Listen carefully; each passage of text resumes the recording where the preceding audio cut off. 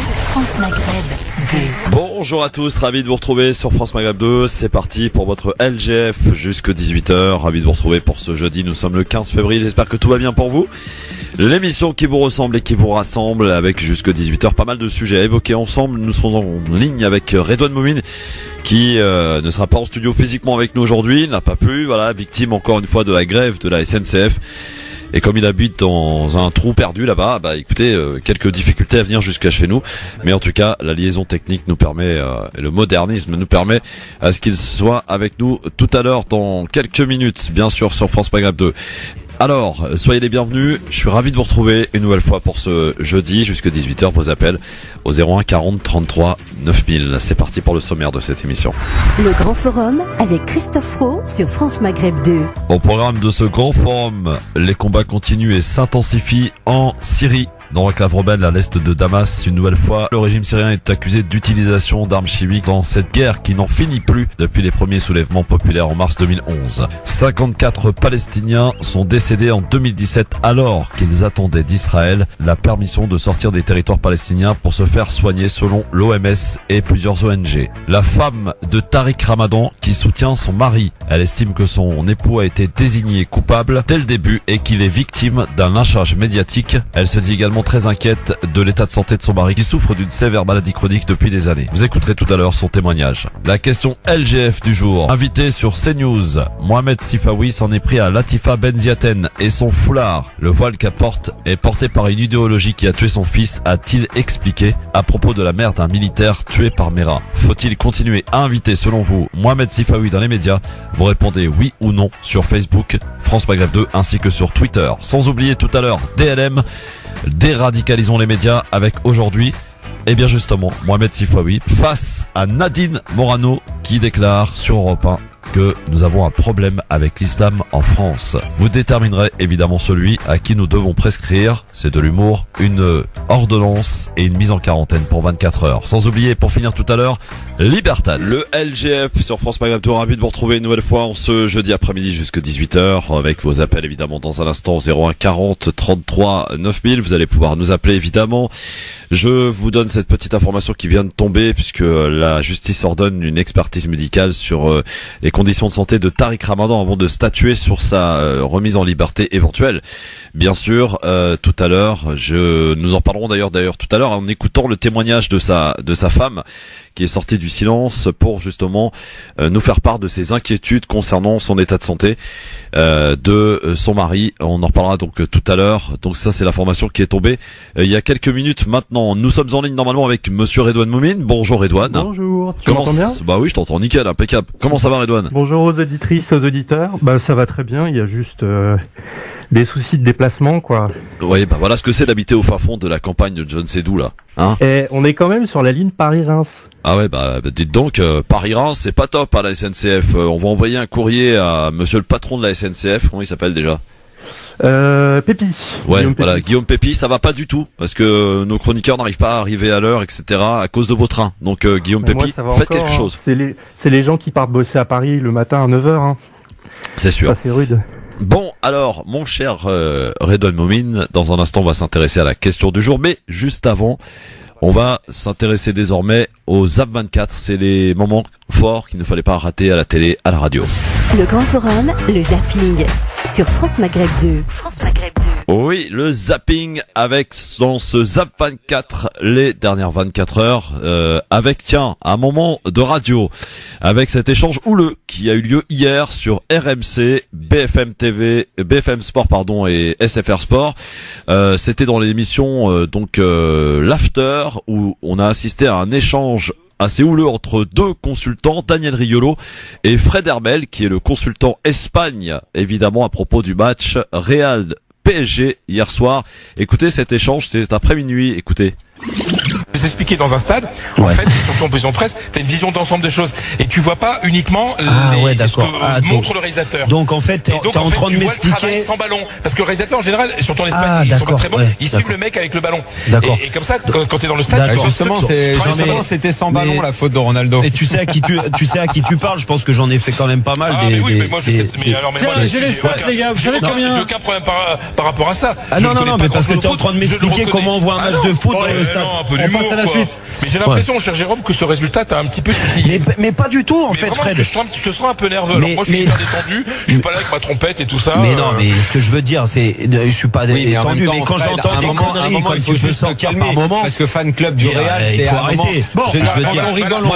Mais tu peux pas être le porte-parole du Real Madrid, tu comprends? Au bout d'un moment, c'est un peu pénible, tu vois. Non, mais le gros problème, les amis, c'est que tu peux juste avoir. Vous avez pris 3 tais-toi 2 secondes. Non, tais-toi 2 secondes. Pas bon depuis le début de la saison. Fred, tais-toi 2 secondes. Fred, je vais te le dire avec toute l'amitié que j'ai pour toi. Avant que tu arrives, ce qui devait être dit sur le PSG a été dit. Les critiques ont été dites sur tout ce qu'a fait le PSG de mal. Mais que toi, tu arrives en porte-parole du Real Madrid, au bout d'un moment, je ne suis pas porte-parole du Real Madrid. Au bout d'un moment, ça casse un minimum un petit peu les couilles. Je te demande de retirer ça. Mais c'est pas journaliste. Je fais mon Je boulot. te le dis avec tout. Au bout d'un moment, tu manques d'objectivité, c'est tout. Moi, je manque un petit peu d'objectivité, c'est tout. Mais c'est pas une question d'objectivité. Le Real qui fait une mais tu peux pas te la ramener comme ça, venir machin, avec une plume dans le cul. Le Real est génial. Il a pas du tout. On le sait que le Real est magnifique. Il a juste intérêt, mon frère. On le sait que le Real est magnifique. On le sait, nous, on le dit, nous. Décrédibiliser en disant que je suis porte-parole du Real. Mais pas du tout. Je suis un journaliste. T'es pas supporter du Real, c'est toi-même qui le dis, Fred. Pour avoir des infos. Mais c'est toi qui l'as dit avant-hier. Tu le dis, Fred. Tout le monde le sait, voyons. 33% de chances de se qualifier pour le Paris Saint-Germain, c'est la stat que nous avons enfin pour. C'est terrible. C'est terrible, je vous jure. Moi, je tiens. Moi, je tiens à signaler des choses comme ça sur toi. Je vais pas essayer de me décrédibiliser parce que t'as pas d'argument. Mais c'est toi qui l'as dit avant-hier. C'est toi qui l'as dit. Je suis supporter du Real. C'était lundi soir. Mais écoute, Fred vit à Madrid. Voilà, un échange houleux hier, donc sur RMC, SFR Sport et BFM Sport, hein, effectivement, Redouane. Eh ben ça se chamaille pas mal le soir, hein, la radio, mon cher Redouane. Bah, on parle du PSG en même temps. Hein. Ouais, on parle du PSG, oui. Ce match a dû être très douloureux pour les supporters de Paris. C'est un hold-up, hein, mais c'est la loi du foot et c'est à celui qui sera le plus efficace. Bon, on peut parler évidemment de l'arbitrage qui a été un peu sévère. Ah oui, non mais complètement, ouais. Ouais. Mais bon, je me refuse à parler d'arbitrage parce que c'est vrai que l'arbitrage c'est des faits de jeu et quand c'est en notre faveur, on dit rien, et quand c'est en notre défaveur, on critique. Donc ça fait partie du jeu. Malheureusement, on va pas s'en plaindre. Malheureusement, on sait que les arbitres avantagent quelque peu l'équipe la plus forte, etc. Donc ça me gêne pas des masses. Moi, ce qui me gêne, au-delà de ce qui s'est passé hier soir, sont pas les joueurs qui ont perdu, ni qui ont gagné. Ce sont les entraîneurs qui se sont livrés à un match interposé, et Zidane en est sorti vainqueur. Unai Emery a fait pour moi une faute professionnelle hier soir.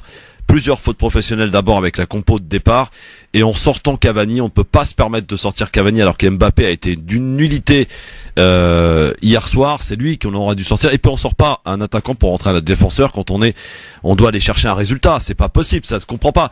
Je veux dire, moi je suis pas entraîneur, je suis encore moins joueur de foot, mais je sais que ça c'est la base.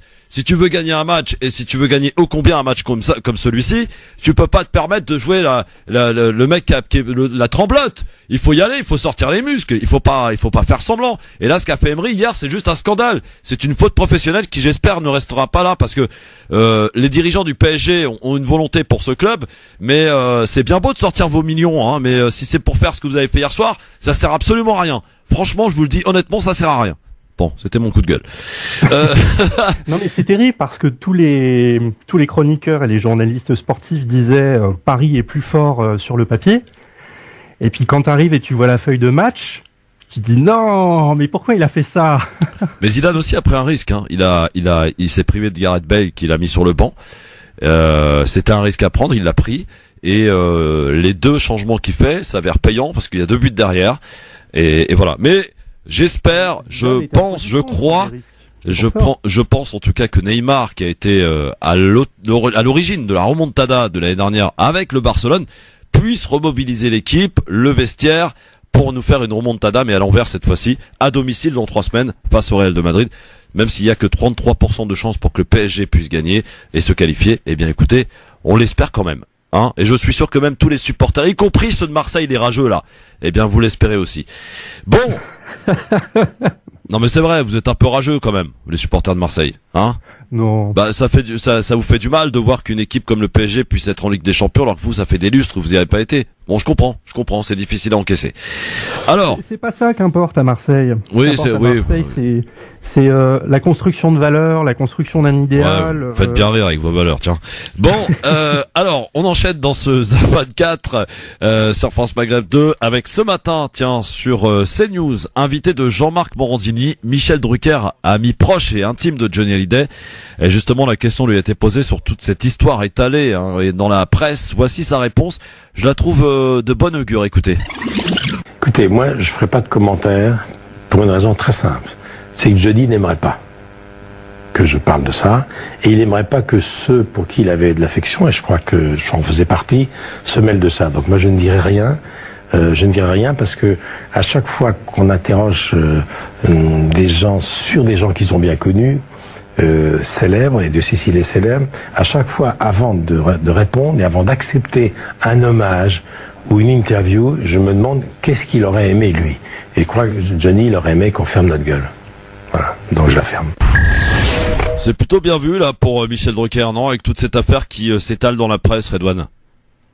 Mais je ne sais même pas de quoi on parle en fait. Bah, on parle de l'héritage puisque les enfants David et Laura ont fait part de leur énervement, le fait de ne rien avoir, effectivement, de ne rien avoir obtenu, ne serait-ce qu'une petite guitare ou ne serait-ce que rien, aucun objet leur a été attribué, et donc on accuse un petit peu Laetitia d'avoir tout géré via ses parents qui géraient un peu la carrière de Johnny au niveau financier.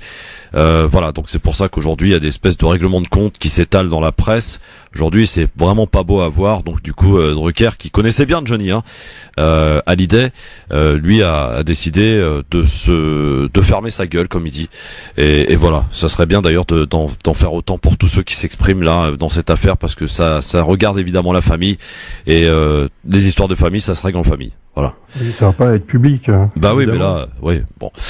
Voilà pour ce petit coup de gueule de Michel Drucker, pardon. Tiens, un petit tour par TPMP, cette émission diffusée sur C8, et ses chroniqueurs qui n'ont aucun talent et aucun vécu commencent à critiquer la prestation de quelques grands animateurs, à l'image de Gilles Verdès, qui se permet donc d'en mettre une dose sur Bruno Guillon. Alors, qui est Bruno Guillon?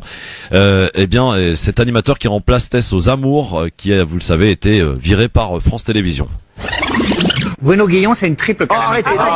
Alors, non, mais vous lui en voulez, le pauvre. Ouais. Non, lui en voulez. Je le connais pas, absolument pas. Je ne juge que l'animateur. C'est une calamité industrielle. Les audiences sont calamiteuses.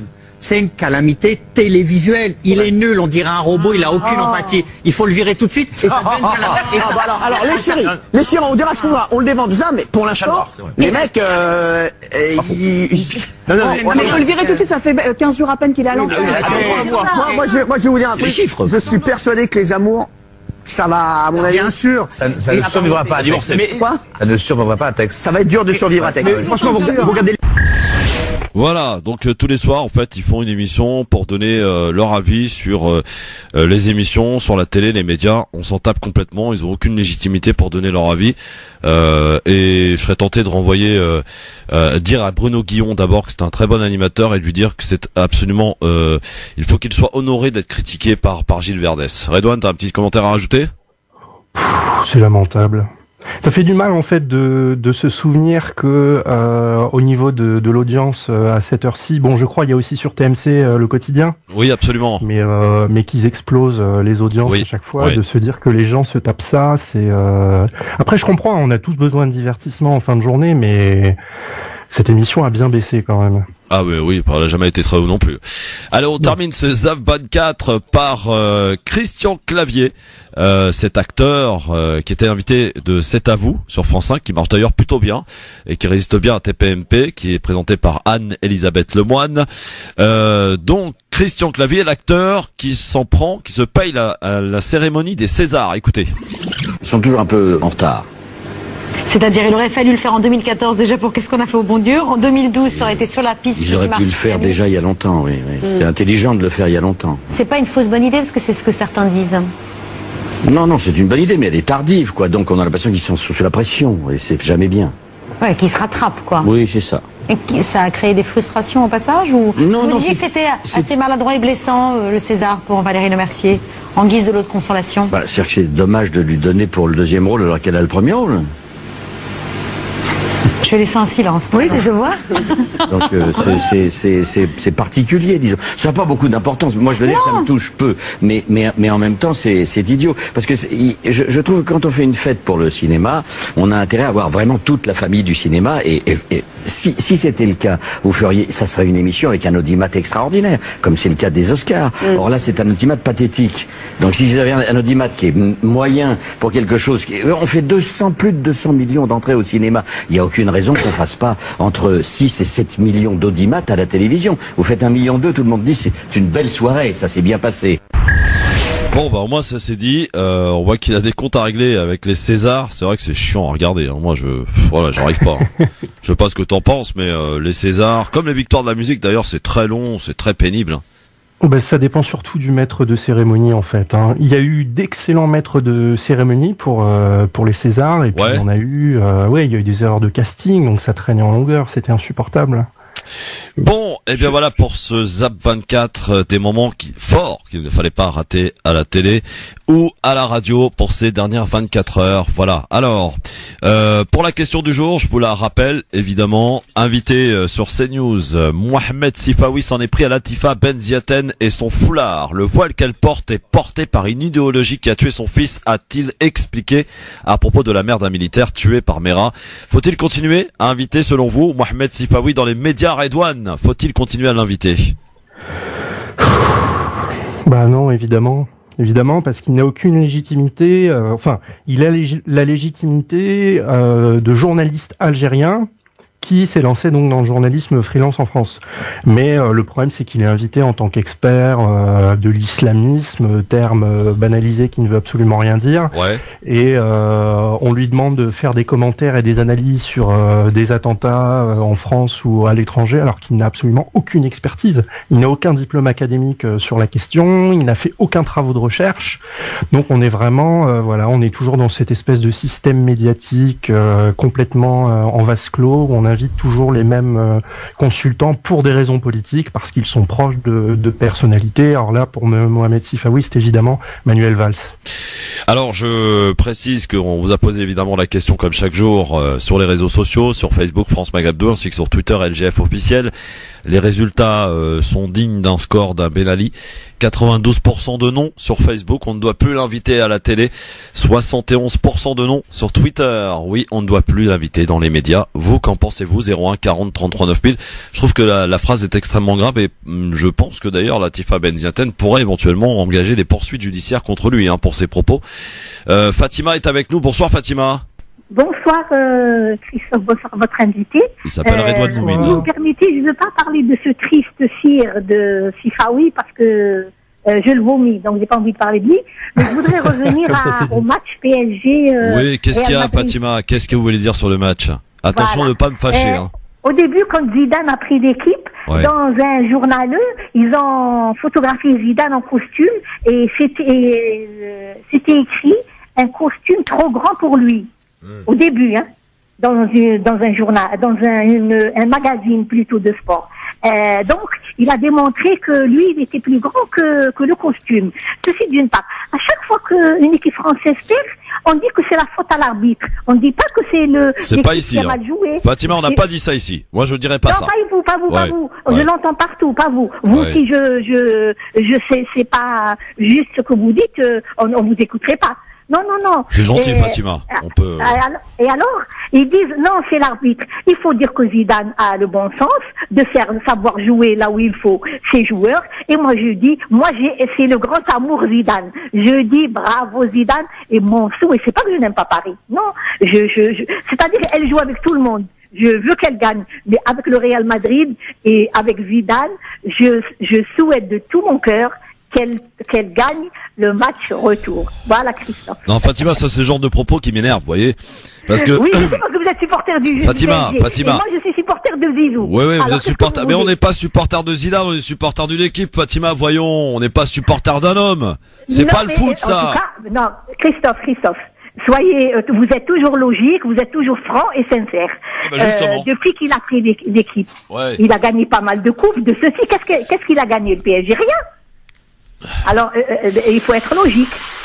Fatima, merci. Bien. Bon, Fatima, merci. Bonne soirée. Et, allez, merci. Je vous embrasse. Au revoir. Je constate bien que le football n'est pas pour les femmes. Pardon. Ouais, pardon. Fallait que ça sorte. Non, c'est vilain, c'est vilain. Bon. Carton jaune, effectivement. Allez, je me mets un petit buzzer pour moi, là. Voilà. Ça, c'est pour moi, en pleine tronche. 01 40 33 9000, évidemment, pour nous appeler, pour nous parler de Sifawi, après les propos qu'il a tenus sur Latifa Benziaten, qu'on aime ou qu'on n'aime pas. Il a eu des propos extrêmement graves. Est-ce qu'il faut continuer à l'inviter dans les médias, selon vous? 01 40 33 9000. Bonsoir, qui est avec nous? Bonjour, Christophe, c'est Monia de Paris. Bonjour, chère Monia de Paris. Comment allez-vous, Monia? Ça va, merci. Au fait, Christophe, le numéro de téléphone de l'avocat de lundi, là, oui. Vous me l'avez donné, mais il ne répond jamais. Ah ça bon? répond pas. Ah bah ça, donc, après... Ça, je suis pas le secrétaire de Maître Hassan Bourkhalifa, hein. Je suis désolé. Non, je vous en prie, mais je me dis peut-être que je l'ai mal noté. Bah, on va vous le redonner dans un instant. Alors, vous nous appelez pourquoi, ma chère Monia, aujourd'hui? Aujourd'hui, en fait, moi, je vous écoute tout le temps. Je suis taxi. Ah. Donc, je suis une fidèle de la radio. Comment on appelle les femmes taxi, Monia? Tiens, j'ai jamais su. Est-ce qu'on dit un taxi, on dit comment? Une taxi, c'est tout. Une taxi. Bon, d'accord. Ouais, donc, taxi. Madame la taxi. Taxi. Ouais. Taxi femme, voilà. Taxi femme. C'est beau. Et puis voilà. Donc, merci à vous et de nous porter, enfin, l'écoute. C'est un peu. Ça galère du côté de chez Monia, là. Hein. Ça galère du côté de chez Monia. Bon, Monia, à plus tard. Merci de votre appel. Vous oubliez un peu tout ça, cette tristesse, le voile. Je suis un taxi voilé, mais bon. Un taxi voilé. Ah, d'accord. Est-ce que vous avez, tiens, ça tombe bien que vous dites, vous parlez de ça. Voilà, j'en perds mes mots. Voilà, dites-moi, très dur. Hein. Monia, est-ce que vous avez eu des réflexions dans votre taxi de clients qui montent dans votre taxi? Non, les clients, non. Les clients, les collègues, non. Mais les autres, on m'a craché dessus. C'est qui les autres? C'est qui les autres, Monia? Les autres, par exemple, j'étais bloquée entre deux rues et j'empêchais une camionnette, un genre de camion, et de passer, en fait. Ouais. Et je pouvais ni avancer ni reculer, mais il a trouvé à m'agresser, à me cracher dessus. Heureusement que j'avais ma vitre. Ouais. Entre deux, et voilà, et j'ai compris. Et pourtant, je porte pas le foulard comme on le porte, quoi. C'est un turban également, et c'est élégant et tout. Et bon, voilà. Et donc, je travaille. On peut être musulman. Je suis une femme qui travaille, qui est active dans la vie, et toute ma vie. Et je m'impose. Et j'ai vécu ici, j'ai suivi ma scolarité en France depuis primaire, j'ai fait primaire, collège, lycée, et la discrimination et le racisme, voilà. Ouais, vous la sentez, oui. Merci Monia et bon courage en tout cas, et bravo pour ce que vous faites. Et merci de me donner le numéro de me rappeler le numéro de Maître Hassan, s'il vous plaît. Oui, ne quittez pas ma chère Monia. On va le faire tout de suite. Tiens, c'est intéressant le témoignage de Monia Redouane là sur. Je savais pas. Si, je savais qu'il y avait des femmes taxi, mais son témoignage en plus, elle porte le foulard, donc qui plus est, elle nous explique un petit peu donc que les clients visiblement ça se passe plutôt bien, mais pour le reste, comme elle nous expliquait au travers de son exemple, voilà, on n'est pas à l'abri de salopards quoi. Il est parti Redouane, c'est ça? Bon, on va le retrouver alors notre ami Redouane. Bah oui, ça c'est des petites choses qui font que effectivement, non mais forcément il est parti, c'est normal. Bon, allez, ce qu'on va faire, on va se retrouver dans un instant sur France Maghreb 2 avec bien sûr notre premier sujet que l'on va entamer. On va parler ainsi de la Syrie et de ces combats qui perdurent, qui persistent. À tout de suite ça. Le LGF sur France Maghreb 2, merci d'être avec nous jusque 18h avec Monsieur Redouane Moumine qu'on a retrouvé. Ça y est, oui, bah alors, pour le coup c'est pas de sa faute. Voilà, c'est le petit petit truc là, ici, là, dans le studio. Bonjour Redouane, bonjour. Alors je te disais tout à l'heure, on a écouté le témoignage de Mounia, hein, qui est taxi. Et d'ailleurs j'en profite pour saluer tous les taxis parisiens et tous les taxis en général d'ailleurs qui nous écoutent et qui nous faisaient part de ne pas avoir de problème avec les clients, hein, puisqu'elle porte le foulard, nous a-t-elle dit, et mais plutôt avec les automobilistes, elle s'est fait cracher dessus. Bon voilà, c'est des comportements absolument dégueulasses, bien sûr, que l'on peut observer. Et c'est vrai qu'on répétera jamais assez, hein, quand on parle d'islamophobie, on passe évidemment et automatiquement aux femmes qui sont victimes principalement d'actes islam. 80%, c'est énorme, hein. Ouais. Donc voilà. Alors pour la question du jour, évidemment, vous pouvez continuer de nous appeler au 01 40 33 9000 pour donner votre avis. Est-ce que Mohamed Sifawi on doit arrêter de l'inviter, hein, avec ce qu'il a déclaré. D'ailleurs, il est dans le DLM, on l'écoutera tout à l'heure, sur le fait qu'il est Mohamed Sifawi s'est rendu célèbre en France. Ah bah dis-moi alors.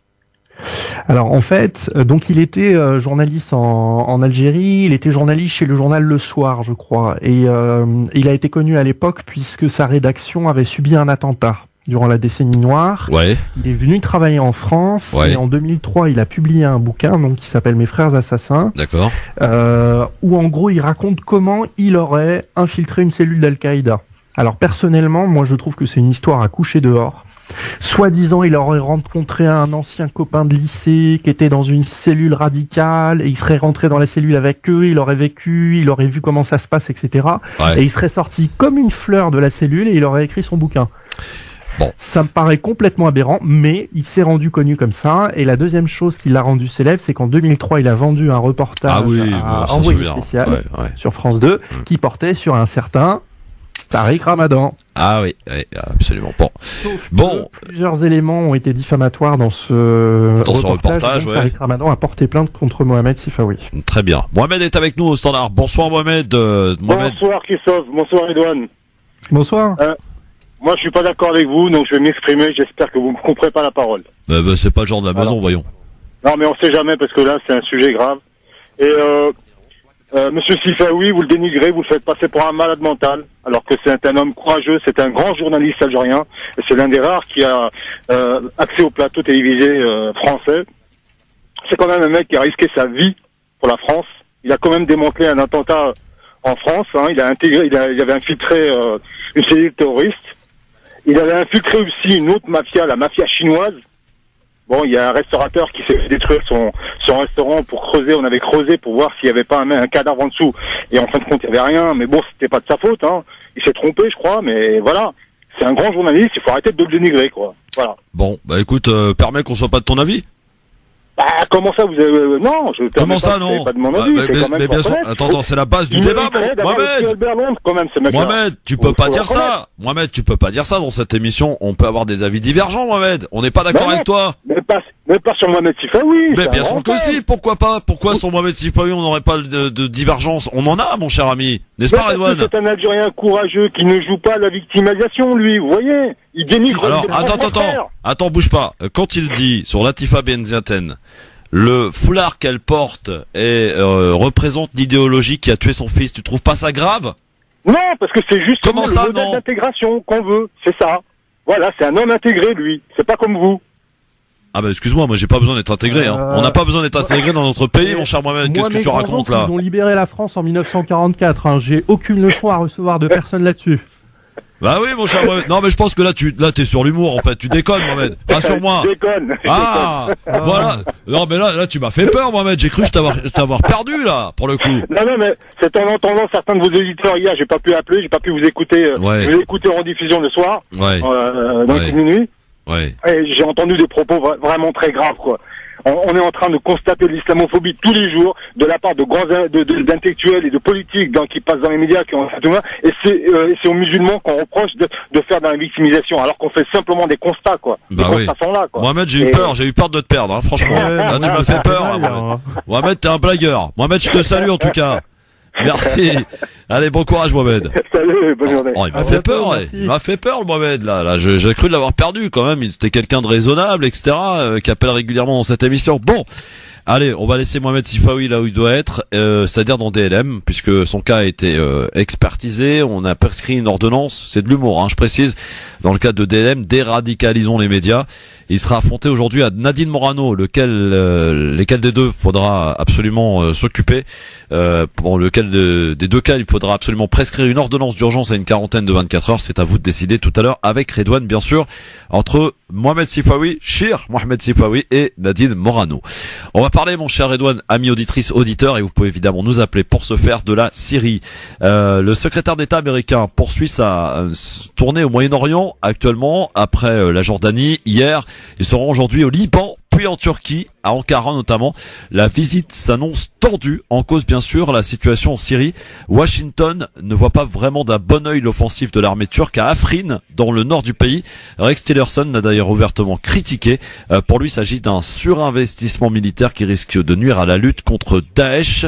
De son côté, le pouvoir turc voit lui les choses tout à fait autrement. Le problème selon lui, c'est plutôt le soutien américain aux forces kurdes. Le régime de Erdogan les considère ni plus moins comme donc des terroristes, bien sûr. Alors, on va demander peut-être à notre ami Redouane sur le fait de cette visite donc du secrétaire américain en Turquie, une visite qui s'annonce très tendue, et Erdogan, on le disait, donc qui accuse les Américains finalement de soutenir le PKK en l'occurrence et tous ces Kurdes en Syrie. Oui, donc apparemment le chèque va être de 300 millions de dollars.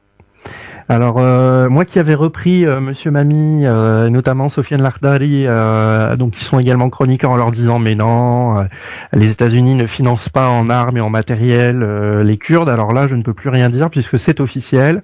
300 millions de dollars, ça fait une sacrée somme. Bon, évidemment, ça ne correspond pas au budget que les Américains allouent à Israël, puisque Israël touche 2,4 milliards par an. Ouais. En subvention matérielle et en armement de la part des États-Unis. Avec 300 millions de dollars, on peut faire beaucoup de choses. Donc, évidemment, on va vers une intensification des crises dans la région, parce que si les Kurdes et les Arabes dans cette région sont armés, la Turquie va être prête à tout. Surtout avec un gouvernement comme celui d'Erdogan.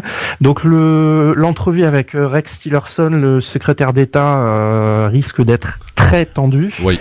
Et en fait, on ne doit pas oublier qu'il y a eu d'autres crises, d'autres micro-crises entre les États-Unis et la Turquie depuis l'an dernier. D'abord, il y a eu l'affaire Gülen, puisqu'à la suite du coup d'État manqué en Turquie, Erdogan a sommé les États-Unis de faire extrader Gülen pour le juger. Et les États-Unis ont refusé, donc on a eu à ce moment-là un premier coup de couteau dans la relation. Et l'élément suivant, c'est quand les responsables d'Amnesty International ont été incarcérés par la justice turque. À ce moment-là, les États-Unis avaient coupé les visas vers la Turquie. Et donc on avait eu une deuxième crise, alors ça c'était vers octobre 2017 si je me trompe pas. Donc ça va de mal en pire en ce moment, et puis les Américains sont très fâchés de l'intervention à Afrin. Donc voilà, qu'est-ce qui va ressortir de cette entrevue? Je n'en ai absolument aucune idée. Alors pour être tout à fait complet, évidemment, l'ambiance ne pourrait pas probablement être plus mauvaise donc entre les deux pays qu'elle ne l'est aujourd'hui. Dernière colère en date donc des autorités turques l'annonce lundi du budget de la défense américaine qui réserve 300 millions de dollars, vous le disiez Redouane il y a quelques instants, pour les forces démocratiques syriennes, ce qui est aux yeux du pouvoir turc un financement indirect au PKK. Avant la visite de Rex Tillerson, le Premier ministre turc l'a dit, sans détour, la Turquie a perdu confiance en Washington. Durant la visite de 2 jours du secrétaire d'État américain, c'est notamment la difficile question de Manbij qui va être évoquée. Une ville qu'Ankara veut nettoyer des forces kurdes qui la contrôlent, des forces kurdes qui sont justement entraînées par du personnel américain sur place. Et le pouvoir turc a déjà demandé d'ailleurs à Washington d'évacuer ses troupes de la zone, ce qui avait provoqué une série d'échanges tendus entre les deux pays. Mardi, Erdogan a insisté, à sa façon d'ailleurs, ce qui nous menace n'ont jamais reçu une claque ottomane, a déclaré donc le président turc. On voit que là, ça commence quand même à se corser sérieusement, Redouane. Entre les deux pays, jusqu'où ça peut aller d'ailleurs cette histoire?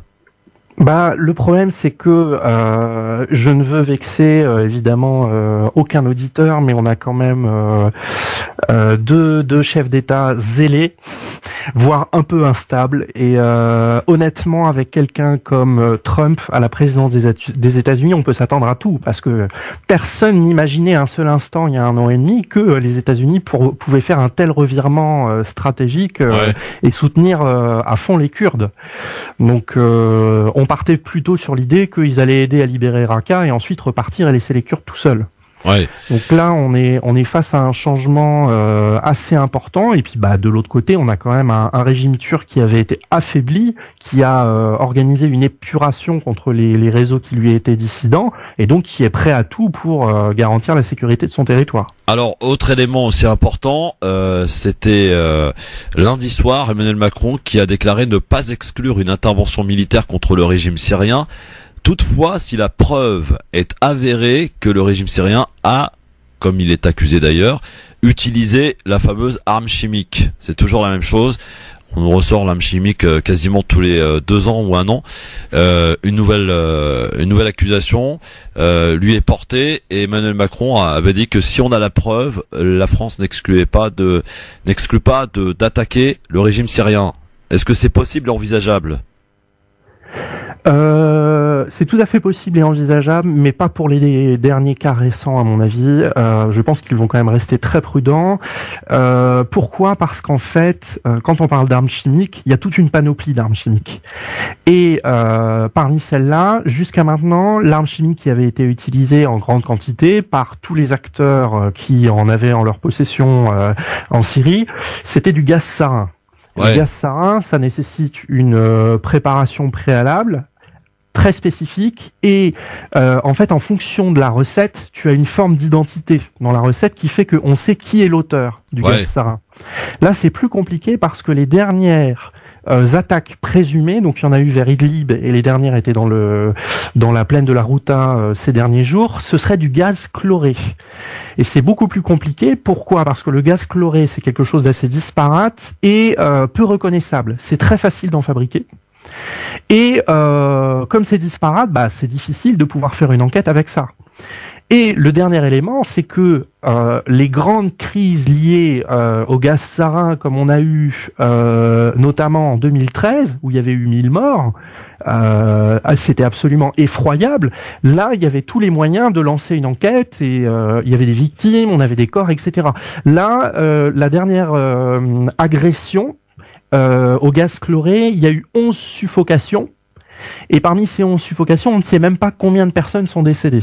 Donc c'est quand même très compliqué pour organiser une enquête et surtout pour faire une enquête sur les attaques aux armes chimiques, il faut étudier aussi les symptômes sur les gens. Avec le gaz sarin, c'est très facile parce que en fait, ça attaque les yeux, le système respiratoire et le système nerveux. Donc les gens font des crises au niveau du système nerveux qui fait que tout de suite on sait que c'est du sarin. D'accord. Une suffocation, c'est compliqué que pour le gaz chloré parce que ça peut être une bombe, peut-être une bombe illégale, une bombe sale, mais pas forcément une arme chimique. Donc c'est beaucoup plus difficile à déterminer. Donc, et comme là on n'a que 11 cas, on n'en a pas 200. C'est difficile. C'est bon, difficile alors on va voir ce qu'en pensent les auditeurs sur la menace que brandit Emmanuel Macron concernant la preuve avérée. Si toutefois elle existe, évidemment, la France n'exclut pas d'attaquer le régime syrien. Nasser de Paris nous appelle. Bonsoir Nasser. Oui, bonsoir, bonsoir à Christophe, bonsoir à vous invités. Écoutez, Christophe, moi je suis un petit peu, je comprends pas Macron. Alors, quand Israël elle a bombardé le peuple palestinien avec tous les armes interdites, personne n'a bougé le doigt. Personne. Tout le monde l'a vu. Les télés, tout ça, on voyait bien qu'ils envoyaient des armes chimiques, des armes de tous les. Il y a personne qui a intervenu. Et là, comme par hasard, comme la série, on lui, à chaque fois, il y a les armes chimiques. Et ça a été prouvé que c'était pas eux qu'ils ont bombardé la dernière fois. Ouais, en tout cas, la précédente, effectivement, ça a été utilisé. Alors, si je dis une bêtise, Redouane, tu me rectifies, non, mais la précédente, tout le monde a conclu à une erreur, c'est-à-dire que Trump s'était enflammé en disant on va les bombarder, mais effectivement, on s'était posé la question puisque... Non, mais celle de 2013 déjà, apparemment, avait été lancée par les rebelles. Alors, non, ça c'est absolument faux. On n'a absolument aucune preuve aujourd'hui qu'un groupe rebelle a projeté une arme chimique. Il y a des rapports, mon vieux. Il y a des rapports. Il y a des rapports, effectivement, là-dessus qui disent que... Il y a des rapports qui disculpent... Attends, bouge pas, Nasser. Bouge pas, on se met d'accord et on te reprend tout de suite, Nasser. Bouge pas. Il y a des rapports qui disculpent le régime syrien en disant ça n'est pas eux. Voilà. Les Nations Unies ont conclu en disant on n'est pas capable de définir un responsable. Ça, c'est ce qu'ont dit les Nations Unies. Après, il y a les enquêtes journalistiques et les enquêtes des organisations internationales, comme Amnesty International. Et alors, parmi tout ça, on a 2 journaux, Foreign Affairs, et moi, c'est cette piste-là que je privilégie. Foreign Affairs aux États-Unis et Das Bild, le journal allemand, qui disent que via des sources de renseignement, apparemment, ce serait l'armée syrienne, mais ce serait une erreur. C'est-à-dire que ce sont des sous-responsables de l'armée syrienne qui auraient pris une initiative seuls et que le haut commandement n'était pas prévenu. Et on savait qu'ils avaient en leur possession suffisamment de sarins pour bombarder toute la Syrie, mais donc il y aurait une opération zélée et surtout que cette opération aurait été mal géré, c'est-à-dire qu'ils n'avaient pas les moyens de... Parce que quand tu projettes une arme chimique, t'as intérêt à être calibré. Et là, pour le coup, apparemment, ils auraient été incapables de gérer ça, donc ils en ont envoyé ils en ont balancé une quantité massive, et du coup, on a eu 1000 civils tués. Mais on peut pas exclure, Redouane, on ne peut pas exclure que cette arme chimique ait été envoyée par des groupes rebelles, et peut-être même d'ailleurs ne pas exclure que cette fameuse arme chimique, ce fameux gaz, ait été donné par un pays étranger pour faire accuser le régime. Oh non, ça, impossible. Personnellement, je n'y crois pas un seul instant qu'un État étranger aurait pu mettre dans les mains des groupes rebelles informels des Nasser, il n'est pas d'accord avec toi, Nasser. Oui, pourquoi? Moi, je suis pas d'accord avec Mourad parce que il s'appelle pas Mourad, il s'appelle Redouane. On sait bien que à chaque fois il y a le même problème, que ça soit à l'Irak, on a mis des preuves qu'ils étaient bidons. En Syrie, c'est la même chose. Mais quand on voit par exemple ce qui s'est passé en Israël, quand ils ont tapé sur le peuple palestinien qui n'a rien, il a que des cailloux avec tous les armes, je dis bien tous les armes, et personne n'a bougé. Personne, que ce soit les pays arabes, que ce soit les pays de l'Occident, que ce soit n'importe qui. Alors voilà, moi ça me rend fou d'entendre ça. À chaque fois, on est là, les oraux, les je ne sais pas qui sortent leurs mains. On est là, on va bombarder. Vous croyez pas que le peuple syrien il a assez souffert? Il n'y a pas assez de morts. Mais qu'est-ce qu'il faut pour qu'on les laisse tranquilles, ce peuple, vivre comme tous les peuples? Merci Nasser. Merci Nasser, en tout cas de ton appel. On est complètement d'accord sur une partie, Redouane. Allô? Oui, je te disais, tu es complètement d'accord sur une partie avec l'auditeur, parce que toi, tu restes sur je suis complètement d'accord avec lui pour dire qu'aujourd'hui, il y a une justice pour les plus forts et une histoire pour les vainqueurs. Et aujourd'hui, Israël est un des pays au monde qui utilise le plus d'armes illégales, d'armes sales, dans ses conflits. Et aujourd'hui, Israël a utilisé beaucoup de bombes à sous-munitions à la frontière syrienne et continue d'en utiliser à chaque fois qu'il va bombarder Gaza. Et les armes à sous-munitions sont interdites depuis 1972. Donc l'ONU devrait condamner systématiquement cet usage par l'armée israélienne, qui d'ailleurs devrait détruire ses arsenaux. On peut parler de cet avion, et c'est une première d'ailleurs dans les territoires occupés, un avion israélien qui a été abattu le week-end dernier. Une première depuis la création de cet État qu'est Israël. Ça va rebattre les cartes parce que le rapport de force voulait que jusqu'à maintenant, Israël se sente sanctuarisé Ils ont ce qu'on appelle leur dôme de fer, leur système de batterie missile antimissile.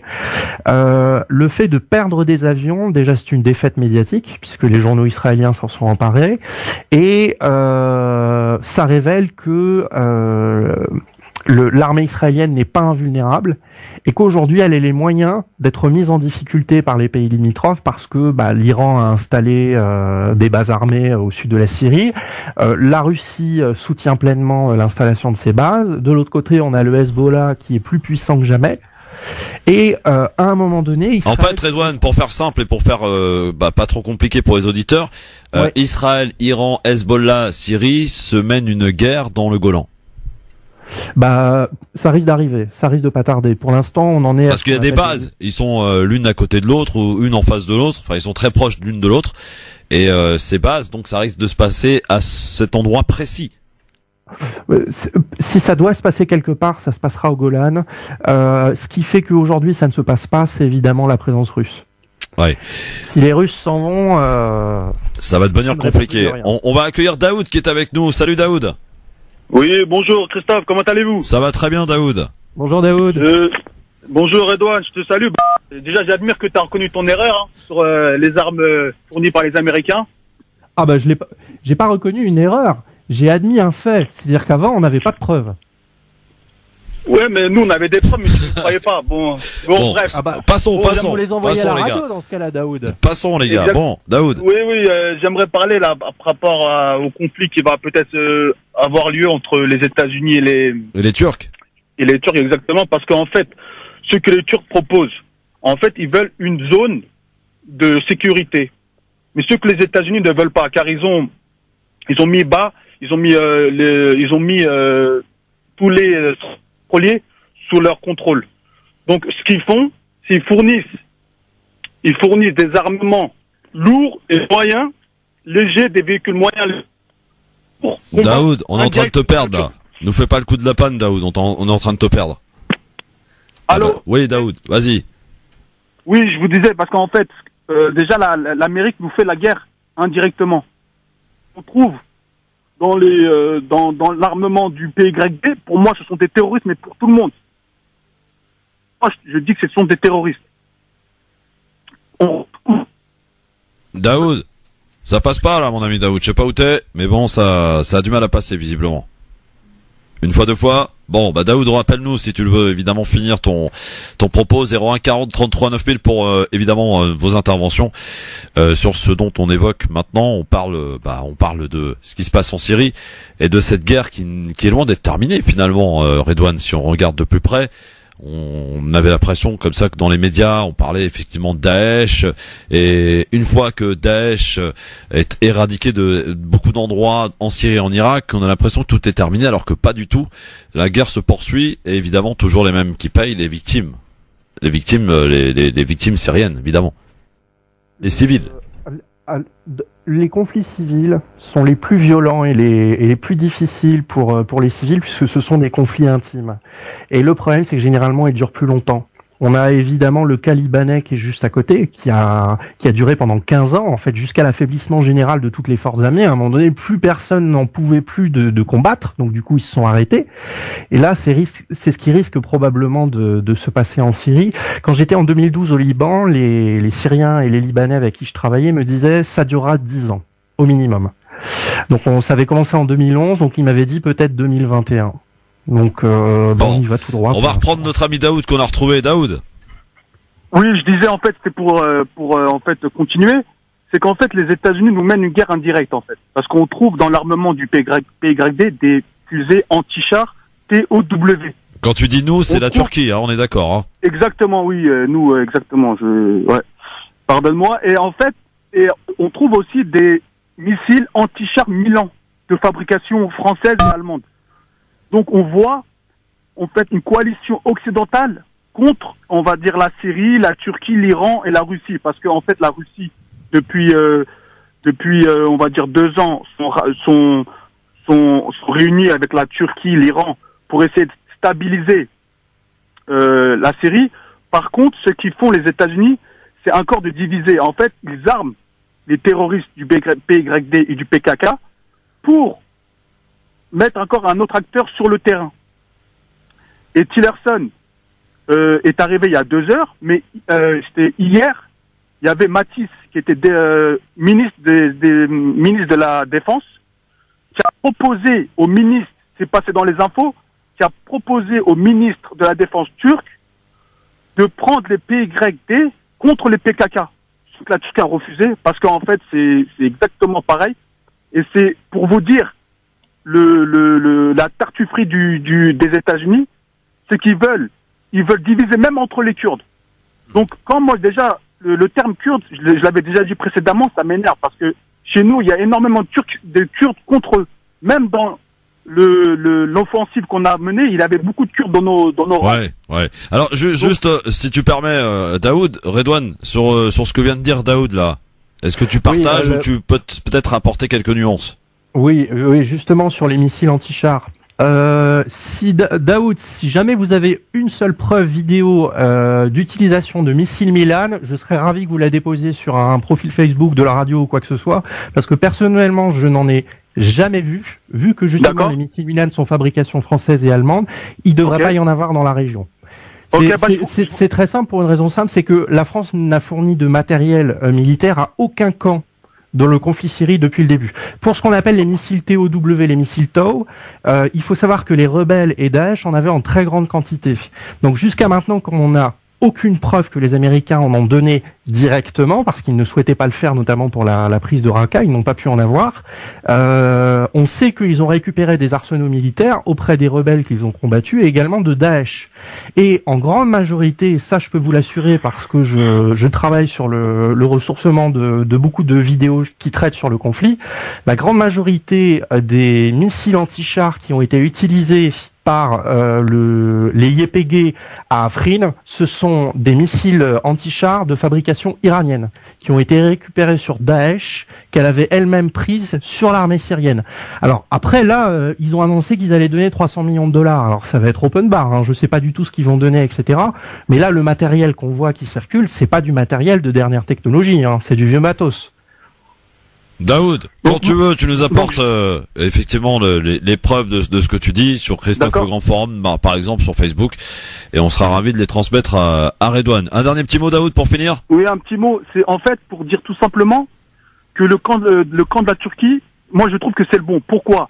Quand on voit qu'il y a 2 jours, BHL sur le Wall Street Journal essaye de réunir le monde entier pour attaquer la Turquie ou pour faire quelque chose, un embargo contre la Turquie, quand on voit Valls, qui est également de la partie, et qu'on voit surtout Caroline Fourès qui a tweeté qu'attend la France. Donc, moi, personnellement, je pense qu'on est, les Turcs, je veux dire, sont dans le bon côté, quoi. Bon, merci Daoud. Merci à toi, en tout cas. Merci de ton appel. Ça y est, on peut plus, on a la pub, là. Et on doit y aller, mon cher ami, Redouane. Pour le fait que tu dises, Redouane, que la France n'a jamais soutenu un groupe, permets-moi d'avoir des doutes, hein. Ah non, sur armé. Le Front Al-Nosra, c'est quoi le Front Al-Nosra? Ah bah le Front Al-Nosra n'a jamais été armé. Ah bon? Ils ont reçu du matériel médical, ils ont reçu, oui, ce qu'on appelle des aides légères, c'est-à-dire des balles, des fusils de moindre qualité, mais ils n'ont pas été armés. Parce que là, on parle parce que je rappelle quand même que Laurent Fabius, ex-ministre des Affaires étrangères, avait dit Al-Nosra fait du bon boulot en Syrie. Bon, on est de retour très vite avec vos appels évidemment, le DLM, et on fera un petit tour par la Palestine avec ce chiffre effarant. 54 Palestiniens sont morts parce qu'Israël les a empêchés de quitter les territoires occupés pour aller se faire soigner. Ce sont les chiffres de l'OMS et de différentes ONG. À tout de suite. 17h28, merci d'être avec nous. LGF, le Grand Forum, votre émission qui vous ressemble et qui vous rassemble évidemment jusque 18h avec Redouane Moumine pour nous accompagner cet après-midi. Redouane toujours là et en pleine forme. Oui. Alors celui qui devait être avec toi aujourd'hui, vous deviez d'ailleurs être tous les deux en studio à la base, s'appelle Sofiane Akdari. Bonsoir Sofiane. Bonsoir Sofiane. Oui, bonsoir Christophe, bonsoir Redouane, bonsoir tout le monde. Alors Sofiane, tu as entendu cet échange avec Daoud auparavant, tu as entendu Redouane également, et peut-être que tu as quelques éléments ou informations ou nuances à apporter. Nasser aussi, et Mohamed, que je salue également, et je salue Daoud aussi. Et juste, je voulais revenir juste au niveau de la Syrie. Si on a découpé la Syrie en 2 ou 3 endroits géographiques, on a le nord où il y a une guerre entre la Turquie c'est-à-dire une implication directe alors qu'elle s'est impliquée dans le conflit syrien depuis le début en soutenant des groupes soi-disant, voilà, des fois l'armée syrienne libre, ou bien Nosra, ou bien Ahrar al-Sham, Jund al-Sham, etc. Ça apprend, mais on sait que c'est des djihadistes. Et ils ont intégré maintenant une partie d'entre eux. Ils ont intégré l'armée turque qui est en train de mener sa bataille à Afrin et peut-être aussi à Manbij après. Et vous avez, à l'est de l'Euphrate, vous avez la présence américaine, on parle entre 2000 à 3000 soldats américains, avec une force qui est en train d'être formée, qu'on appelle les forces démocratiques syriennes, et beaucoup de spécialistes vous parlent d'une présence aussi de certains djihadistes arabes ou étrangers qui ont intégré les Kurdes, et ce que essayent de former les Américains, ou bien de les recycler. Vous avez les Turkmènes qui sont venus, les Ouïghours, etc., qui sont venus des régions du Balkan, ils ont intégré l'armée turque, ou bien ils forment une alliance avec les Turcs, et on a pas mal de vidéos sur ça. Et vous avez de l'autre côté les Américains qui ont recyclé les terroristes.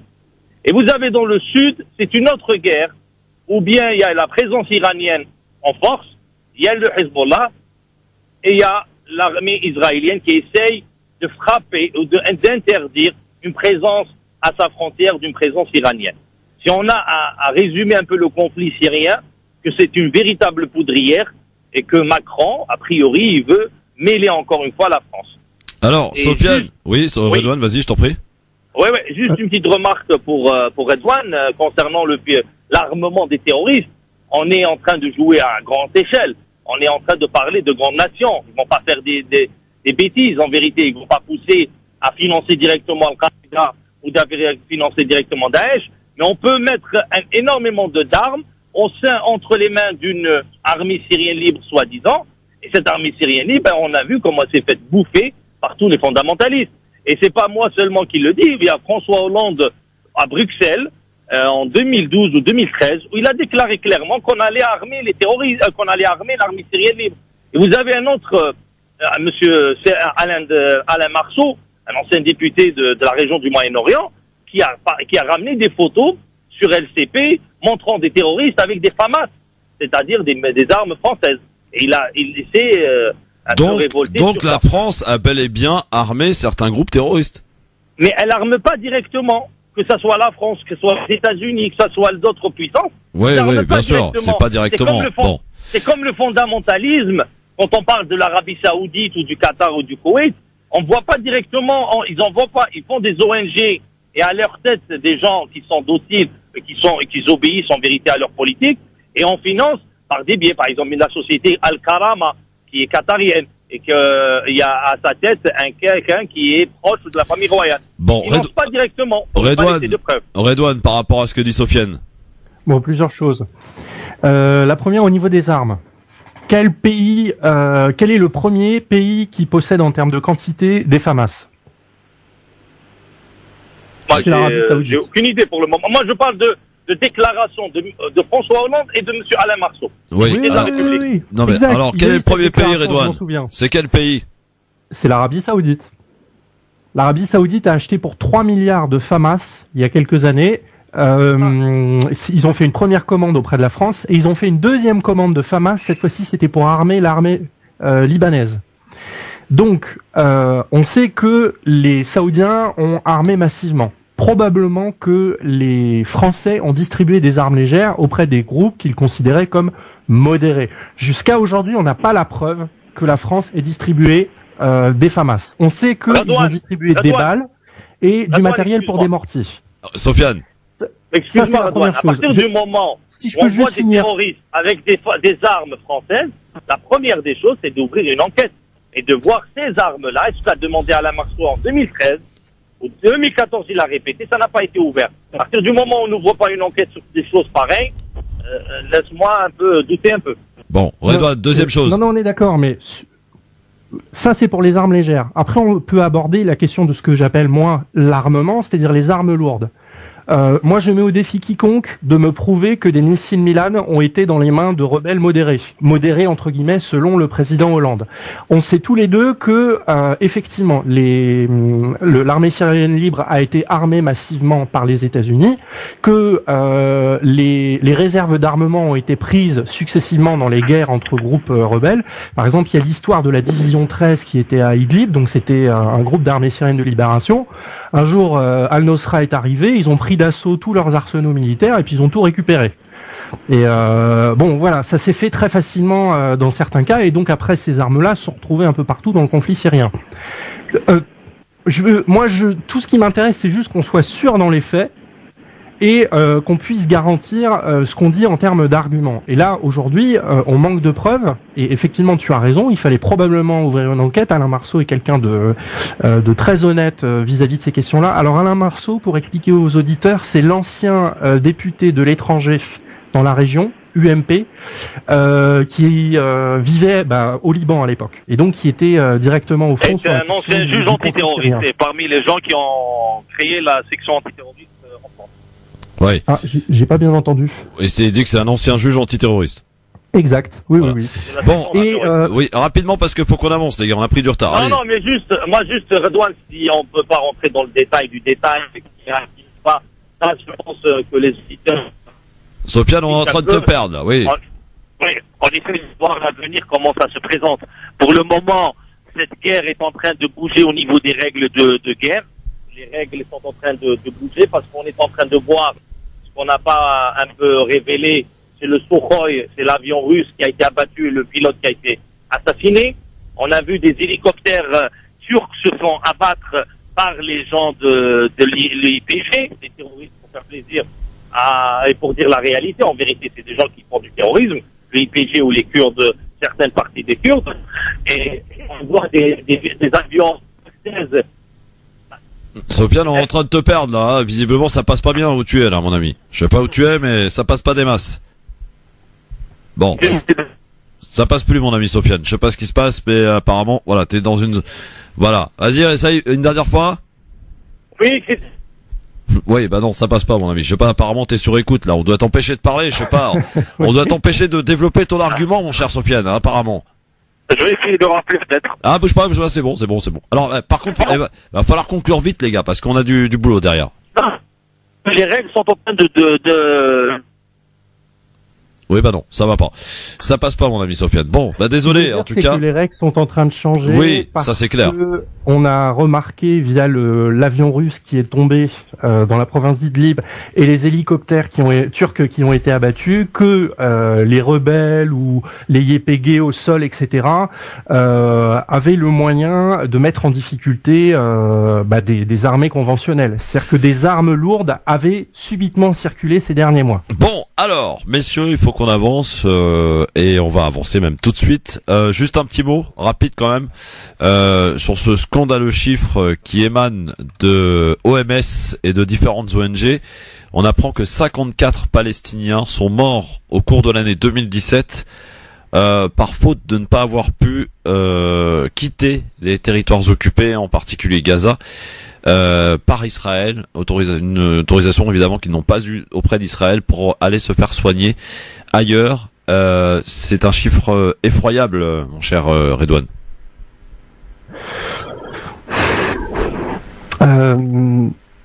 J'ai l'intime conviction que 2018 va être une année noire pour les Palestiniens et j'ose même pas imaginer en fait ce qui va se passer dans les prochains mois.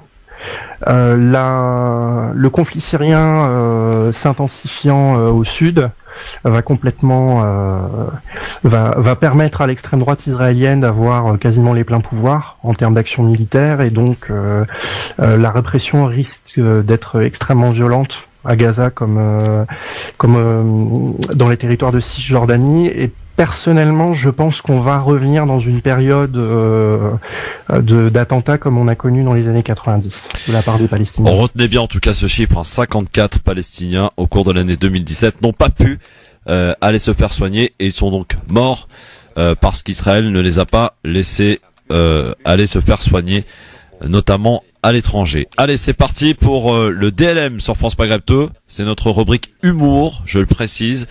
Voilà, ce DLM s'appelle Déradicalisons les médias avec un nouveau jingle et je salue Damien pour avoir réalisé ce dernier. Écoutez. Si on prend 100 millions d'Africains d'un remplacement de population. Bon, voilà. Parce que les mots bamboula, d'accord, ça développe. Maintenant, moi, très franchement, je vois un barbu en djellaba. La réimmigration, c'est le départ des immigrés. Réellement le déradicaliser, est-ce que c'est possible? Donner une bonne dose de cheval. Mais je me sens très bien. Si la connerie se mesurait, il servirait de maître étalon. Voilà, super jingle pour le coup, pour le DLM. Donc aujourd'hui, avec, donc vous le savez, deux personnalités qui ont été depuis lundi, je veux dire tentative de les soigner en tout cas, à qui on a prescrit une ordonnance importante pour tenter évidemment de les soigner, de les mettre en quarantaine parce que nous en avons marre de ces faiseurs de haine. Nous avons décidé donc ainsi de proposer une déradicalisation et de tenter peut-être de retrouver ce vivre ensemble. Alors celui qui a été élu, le cas sur lequel il fallait se pencher avec les auditeurs, c'est Mohamed Sifawi avec cette déclaration. Le voile est un problème. Je suis désolé qu'on soit victime du terrorisme ou pas, le voile est un problème. Et pourquoi? C'est un outil politique? Le voile est un symbole de l'infériorisation de la femme. Le voile est quelque chose qui, au-delà des personnes qui le portent, qui peuvent être par ailleurs très sympathiques, qui le portent consciemment ou pas. Ah, ou pas? Ou pas, consciemment ou pas. C'est difficile de vous mettre dans leur tête, non? Il y a des femmes qui le portent par mimétisme. Et d'autres par liberté? Il y a des femmes qui... Oui, mais combien même? Voilà, alors ensuite il rajoute évidemment le propos sur Latifa Benziaten, il déclare sur elle que le foulard qu'elle porte représente l'idéologie qui a causé la mort de son fils à Latifa Benziaten. Cheikh Mohamed Sifawi est affronté aujourd'hui en compétition avec Nadine Morano. Elle l'a déclaré sur Europe 1 lundi matin. Pour elle, il y a un problème avec l'islam en France. Écoutez. Nous avons une loi qui date de 1905 sur la laïcité, que nous avons vécue en pleine harmonie jusqu'à 1989, c'est-à-dire pendant 84 ans. Il ne s'est rien passé nous avons connu les premières difficultés avec le port du voile à l'école, celles qui ont tenté d'instaurer cette volonté de porter le voile à l'école. Il nous a fallu légiférer à cette époque-là et nous voyons bien que la situation, de toute façon, même si nous l'avons réglée à l'école, se dégrade dans les quartiers. Il y avait une centaine de mosquées dans les années 70, il y en a 2500 aujourd'hui. Nous ne savons pas exactement combien de lieux de prière, parce qu'il y a des mosquées, mais il y a aussi des salles de prière. Quand il n'y a pas de contrôle de la manière dont c'est prêché à l'intérieur, on voit bien que oui, ça pose un problème. Nous avions reçu l'imam Chalgoumi, l'imam de Drancy, et il nous disait, et j'étais atterrée au cours de cet entretien, parce que il nous disait qu'il savait pertinemment, et il le disait aux autorités, où se trouvaient les mosquées salafistes, et d'ailleurs la DGSI avait fait un rapport sur cette question, et rien n'est fait pour les fermer. Il faut fermer toutes les mosquées qui posent problème. Il faut que l'autorité de l'État reprenne ses droits dans les quartiers, et il faut aussi que cette religion qui aujourd'hui pose un problème en France. Il faut le dire, nous avons un problème avec l'islam. Donc l'islam aujourd'hui est dévoyé par ceux qui veulent le radicaliser, par les islamistes. Nous avons un problème avec cette religion parce que nous avons un problème d'organisation, parce que nous avons un problème de ces prêches, parce que nous avons un problème de financement des mosquées.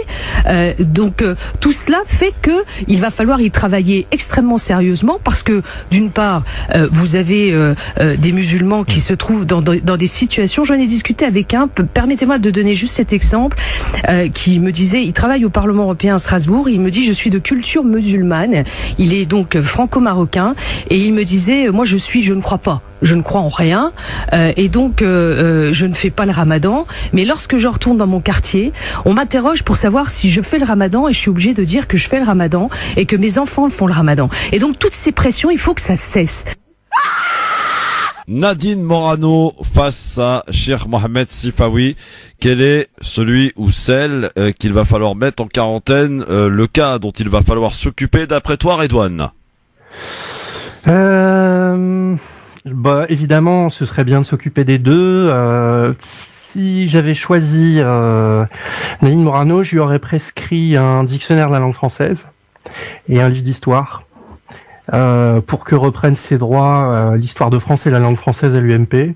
Mais j'ai quand même une préférence pour cher Sifaoui. D'accord, donc c'est à lui qu'on reconduit, donc ça veut dire qu'on reconduirait une nouvelle ordonnance, une nouvelle quarantaine, une mise en quarantaine de 24 heures. Alors, ce qu'en pensent nos auditeurs, 01 40 33 9000, c'est vous qui allez décider, celui ou celle qui reviendra demain, un cas sur lequel on se penchera à nouveau, Nadine Morano ou Mohamed Sifaoui. Allô, bonsoir. Oui, bonsoir. Bonsoir, votre prénom? Rim. Rim. Alors, on s'occupe de qui demain? On s'occupe de Nadine Morano ou de Sifaoui? Je pense Monsieur Sifaoui, parce que je pense les gens vont plus le croire parce qu'il est arabo-musulman, alors que Nadine Morano, on l'entend souvent, elle veut faire une carrière politique, on t'entend comme d'habitude les musulmans. Merci Rim. Prie, tu repasses quand tu veux évidemment. Pour l'instant, vous êtes deux pour Mohamed Sifaoui à qui il faudrait reconduire une nouvelle ordonnance, une nouvelle mise en quarantaine de 24 heures. Allô, bonsoir. Oui, bonsoir. Prénom? Myriam de la Marne. Alors, Myriam de la Marne, on s'occupe à nouveau de Sifaoui ou de Morano? Alors moi, une petite préférence pour Morano et je lui prescris une camisole de force.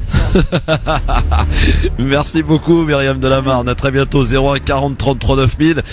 Un petit dernier peut-être pour départager ou égaliser, je ne sais pas, entre Nadine Morano, le cas évidemment sur lequel il faut qu'on se penche, ou alors est-ce qu'on s'occupe à nouveau de Cheikh Mohamed Sifaoui? 01 40 33 9000 pour nous le dire maintenant, tout de suite, c'est vous qui décidez bien sûr. Allô, bonsoir. Oui, bonsoir Christophe. Bonsoir. Ibrahim de Nanterre. Ibrahim de Nanterre, alors on s'occupe de qui? Sifaoui ou Morano demain? En fait, moi, je voulais intervenir justement par rapport à votre, je sais pas comment vous appelez votre mise en quarantaine. Ouais. Je voulais proposer justement sur le même modèle de mettre en quarantaine des islamophobes, mettre en avant des personnes qui défendent la communauté. Ouais, ça peut être jouable, mais là aujourd'hui on s'intéresse au cas Morano ou Sifaoui. Alors tu mets qui en quarantaine, toi? Moi, ce serait plutôt Morano. Ah, Morano. Bon, bah merci à toi en tout cas, mon ami. Du coup, on a une égalité parfaite là entre Sifaoui et Morano. Il faut qu'un nouvel appel nous départage pour que l'on reconduise cette ordonnance d'urgence. Bien sûr, ce n'est que de l'humour, messieurs dames, parce que on doit dépassionner tout ça. On doit essayer de passer au-dessus de tout cela. Et notre ambition, j'allais dire au travers de cette chronique, c'est de préserver notre vivre ensemble. Allô, bonsoir. Allô? Oui, bonsoir. Bonsoir, prénom? Bonsoir Christophe, moi c'est Samir. Samir, alors on met qui en quarantaine? Sifaoui ou Morano? C'est toi qui départage, mon ami. Alors, en quarantaine, je mettrai l'érudit Sifaoui. Bon, eh ben très bien. Merci beaucoup. Tu nous expliqueras plus tard pourquoi. Le temps nous presse. Donc, si j'ai bien compris, et je pense d'avoir bien compris, celui qui revient demain, c'est Mohamed Sifaoui, mon cher Edouane. Voilà, chers amis auditeurs, sous les applaudissements du public, très nombreux venus assister à cette chronique du DLM, Déradicalisons les médias. On s'intéressera donc de nouveau avec Mourad Goual et Tarek Mami demain, au cas donc Sifaoui demain qui sera donc forcément affronté à quelqu'un d'autre. Donc Nadine Morano passe à la trappe. Alors maintenant on va, pour finir ce LGF, pas tout à fait terminé quand même, mon cher Edouane, s'attaquer au cas Tariq Ramadan. Je crois fondamentalement à son innocence. Yves Ramadan, qui est l'épouse de Tariq Ramadan, témoigne dans une vidéo pour apporter son soutien à son mari. C'est donc la vidéo effectivement qui a été sortie hier. Donc, oui, on a retrouvé Redouane parce qu'on l'avait perdu. Donc Redouane, nous étions en train de parler de Tariq Ramadan puisque il est, vous le savez, accusé de viol. Le comité de soutien à Tariq Ramadan s'active depuis l'incarcération lundi 6 février de l'islamologue mis en examen pour viol. Tariq Ramadan a fait appel de son incarcération à Fleury-Mérogis alors que la cour d'appel de Paris est appelée à examiner son recours aujourd'hui. Son comité de soutien entend marquer un grand coup. C'était la veille donc de son audience hier. Il s'agit en effet ni plus ni moins de sa première apparition publique. L'épouse de Tariq Ramadan compte désormais donc se montrer en choisissant de témoigner à visage découvert pour défendre son mari et donner aussi des nouvelles alarmantes de l'état de santé de son mari. Je crois fondamentalement en son innocence, fait valoir face caméra, appelant de ses vœux que Tariq Ramadan puisse être remis en liberté jusqu'à son procès afin de pouvoir assurer sa défense sereinement, une demande d'autant plus pressante qu'il est atteint depuis quelques années d'une maladie chronique sévère qui n'a pas pu jusque-là, selon elle, bénéficier en prison du traitement spécifique dont il a besoin, son état s'étant fortement dégradé. C'est d'ailleurs sous escorte médicale qu'il s'est rendu aujourd'hui, selon le Parisien, devant la chambre d'instruction. Écoutez un extrait de cette vidéo donc de la femme de Tariq Ramadan hier soir. Tariq s'est rendu à Paris le matin du 31 janvier pour répondre aux interrogations de la police. Et depuis, je ne l'ai plus entendu ni vu, rien du tout. Nous n'avons pas eu le droit de lui rendre visite, nous n'avons pas eu la permission encore, ça n'a pas été donné. Ni un téléphone, ni une visite, rien. Il est venu de son plein gré, il avait pleinement confiance en la justice et malheureusement la justice lui donne tort. Et jusqu'à présent, il a montré une coopération exemplaire. Il n'a jamais cherché à échapper à la justice. Il a justement attendu que la justice le convoque pour venir et pour pouvoir donner sa version des faits. Donc il n'y a aucune raison pour qu'on puisse imaginer un seul instant qu'il veuille s'enfuir. Je pensais qu'on était un pays où la présomption d'innocence était la règle et que jusqu'à présent, il devrait en bénéficier. Je ne comprends pas pourquoi on le garde. Voilà, et donc la vidéo évidemment se poursuit, concernant cette vidéo de l'épouse de Tariq Ramadan. Redouane, je précise qu'aujourd'hui, on a appris, donc il y a à peu près 2 heures, que la justice avait ordonné une expertise médicale sur les conditions de santé de Tariq Ramadan. Est-ce que finalement, elles peuvent être en accord avec son état? Est-ce que son état peut être en accord avec la suite de son incarcération? Avant de se statuer, la justice donc a demandé une expertise médicale. Bon, alors évidemment, Redouane, venant de la part de l'épouse qui apporte son soutien dans cette affaire, c'est important. Le comité de soutien est apparemment à l'origine de cette vidéo, pour faire pression peut-être quelque part, parce qu'elle est sortie un jour précis, c'est la veille, donc hier, mercredi soir. Redouane, ton regard un peu peut-être sur cette affaire, sur certains qui disent, et pas des moindres d'ailleurs, je pense à Samia Ghali qui disait, j'ai l'impression que dans cette affaire, on juge plutôt le musulman plutôt que l'homme.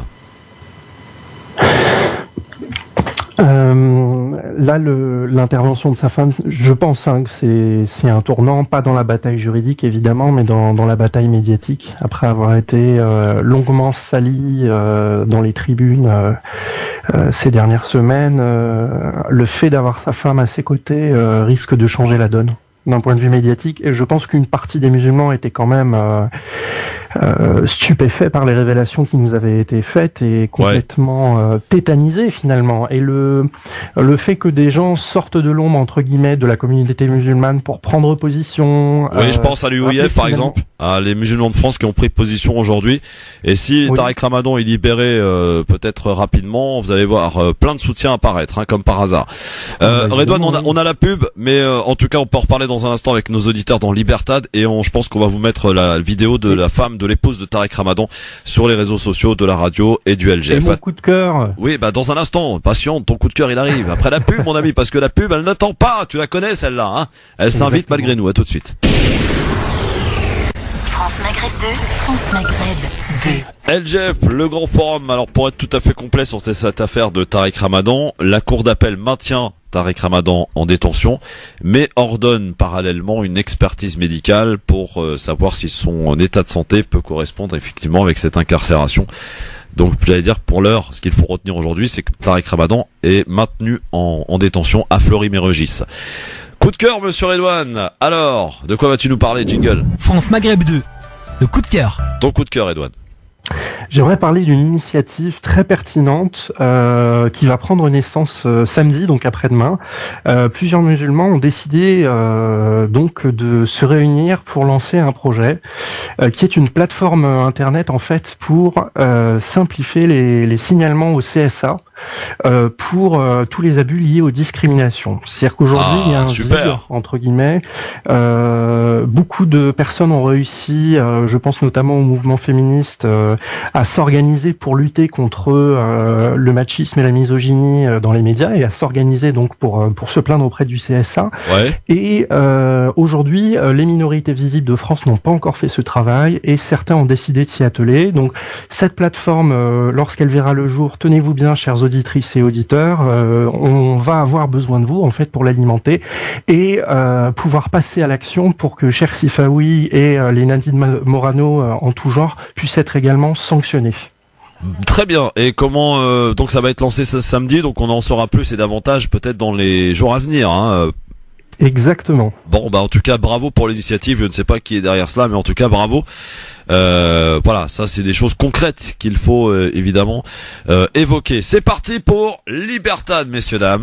01 40 33 9000, c'est le moment de prendre la parole, où que vous soyez, quel que soit l'endroit où vous nous écoutez, qui que vous soyez, eh bien vous nous appelez. 01 40 33 9000. Bonsoir, qui est là? Oui, bonsoir. Bonsoir, prénom et ville d'appel.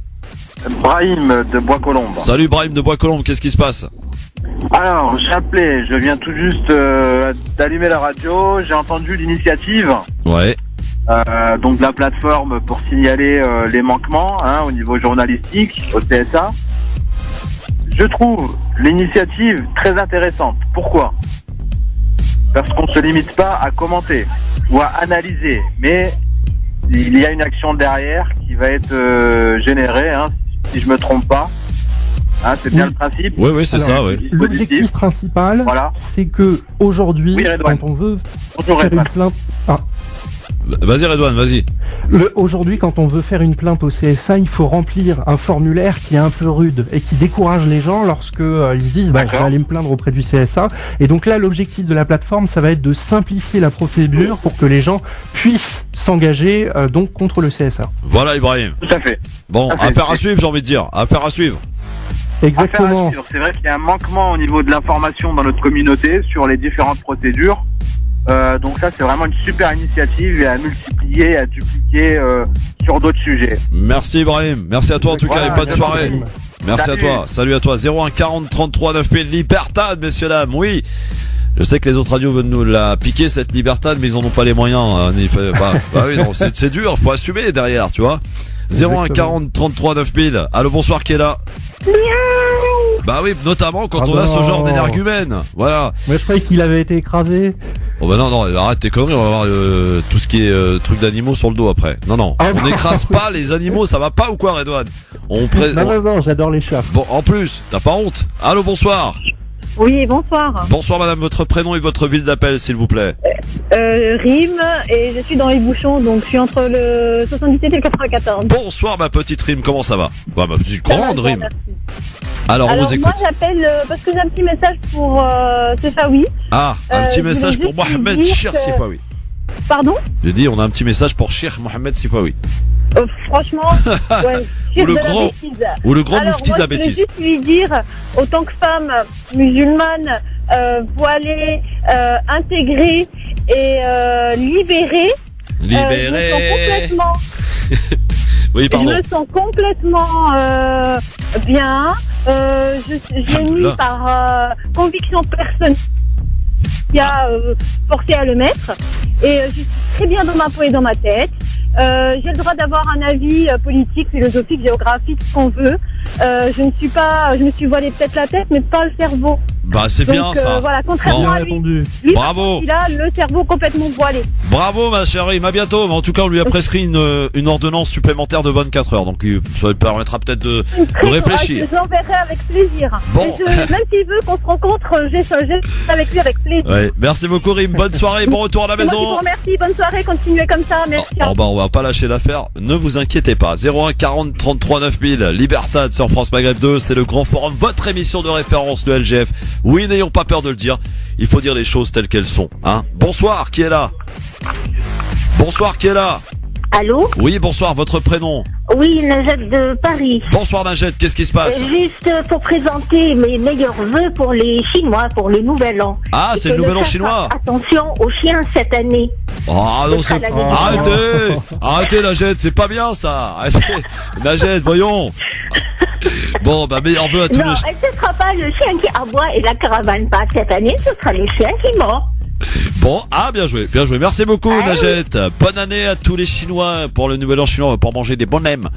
Hein, et des nems. Des raviolis à la vapeur. Moi, j'aime beaucoup les raviolis à la vapeur. Et les bouchées aux crevettes. 01 40 33 9000. Bonsoir, qui est là? Bonsoir, c'est Ahmed de Marseille. Salut Ahmed. Bonjour. Je vous passe le bonjour du Real Madrid. Et à la prochaine fois. Hein. Au 6 mars pour ça, un 6-0. Remontada. Remontada. Vous allez voir comment on va la faire la remontada. Faites pas les malins les Marseillais, c'est bientôt qu'on va vous corriger là. Bientôt. Vous savez, votre roi là, le prince, il va partir bientôt. Hein. Ah ouais. Donc il aura le vrai Paris. Hein. Et le vôtre, l'américain là. Hein. Et le vôtre, l'américain, il va partir quand vous? Pas avec ces faux milliardaires. Hein.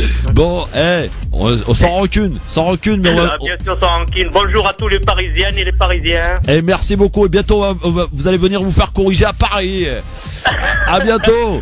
Ça va être dur parce qu'on va vous cramer ici au soleil. Vous êtes obligé de venir en été chez nous. Voilà. Vous n'avez pas le choix. Hein. Et bah oui, mais là c'est vous qui allez venir chez nous et en plus avec le temps pourri qu'il fait en ce moment. Nous, voilà. Combien c'est un jour par an, hein, c'est tout. Hein. Mais vous, vous êtes pas tout le temps ici avec le TGV là. Hein. Merci Mohamed. Non mais c'est sympa Marseille, il faut le dire, c'est cool Marseille.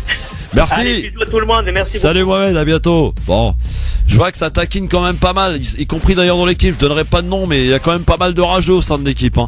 Hein, non, les mecs, ils habitent Paris, ils soutiennent Marseille. Je comprendrai jamais ce truc. Mais c'est ça, la Allô, bonsoir. Avec Paris. Allô, bonsoir. Qui est là? Parisien à Marseille. Oui, bonsoir, Yacine de Dijon. Salut Yacine de Dijon. Comment ça va la Côte d'Or? Ouais, ça va bien. Il pleut un peu là. Ah bah ouais, comme ici. Bon, qu'est-ce qui se passe, Yacine? Moi, je voudrais pousser un petit coup de gueule par rapport à Tariq Ramadan là. Vas-y, on t'écoute. Rapide. Hein. Voilà, je voulais juste te dire que Tariq Ramadan, ça fait des années que c'est un homme à abattre et malheureusement, là, ils l'ont eu. Et visiblement, il a été incarcéré pour les mêmes faits qu'un ministre français, mais le ministre français est toujours en liberté. Mais Tariq Ramadan, il est derrière les barreaux. Voilà. Les deux ministres. Ouais, il y a deux ministres qui sont touchés effectivement. Merci beaucoup en tout cas Yacine de Dijon, il reste à l'écoute. Continuez comme ça, vous nous faites plaisir tous les jours. Yacine, c'est quelle émission qui déchire toi à la radio entre 16h et 18h? C'est quoi le nom de l'émission? Vas-y, balance.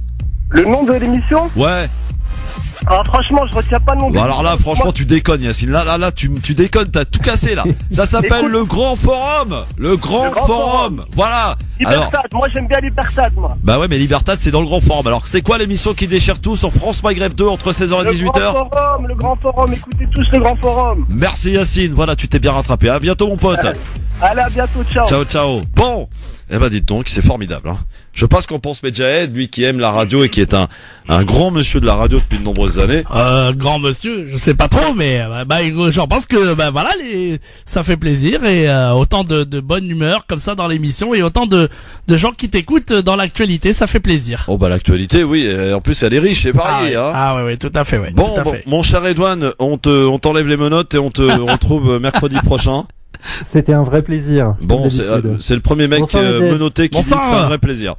Bon, je plaisante évidemment. Oui, bon. Évidemment. Redouane, rendez-vous le 6 mars en tout cas pour la remontada. Vous allez moins faire les malins, moi je vous le dis. Hein. Je vous le dis tout de suite. On va voir ce qui va se passer. Oui. D'ici là, vous aurez changé d'entraîneur de toute façon. Jamais de la vie, t'es fou quoi. Merci beaucoup Redouane. Merci. À très bientôt. En tout cas, mercredi prochain. Salut à toi. Medjahed, dans un instant, qu'est-ce qui va se passer avec toi? Il va se passer plein de choses. On va gagner des cadeaux, on va jouer, on va vous offrir un MacBook Air.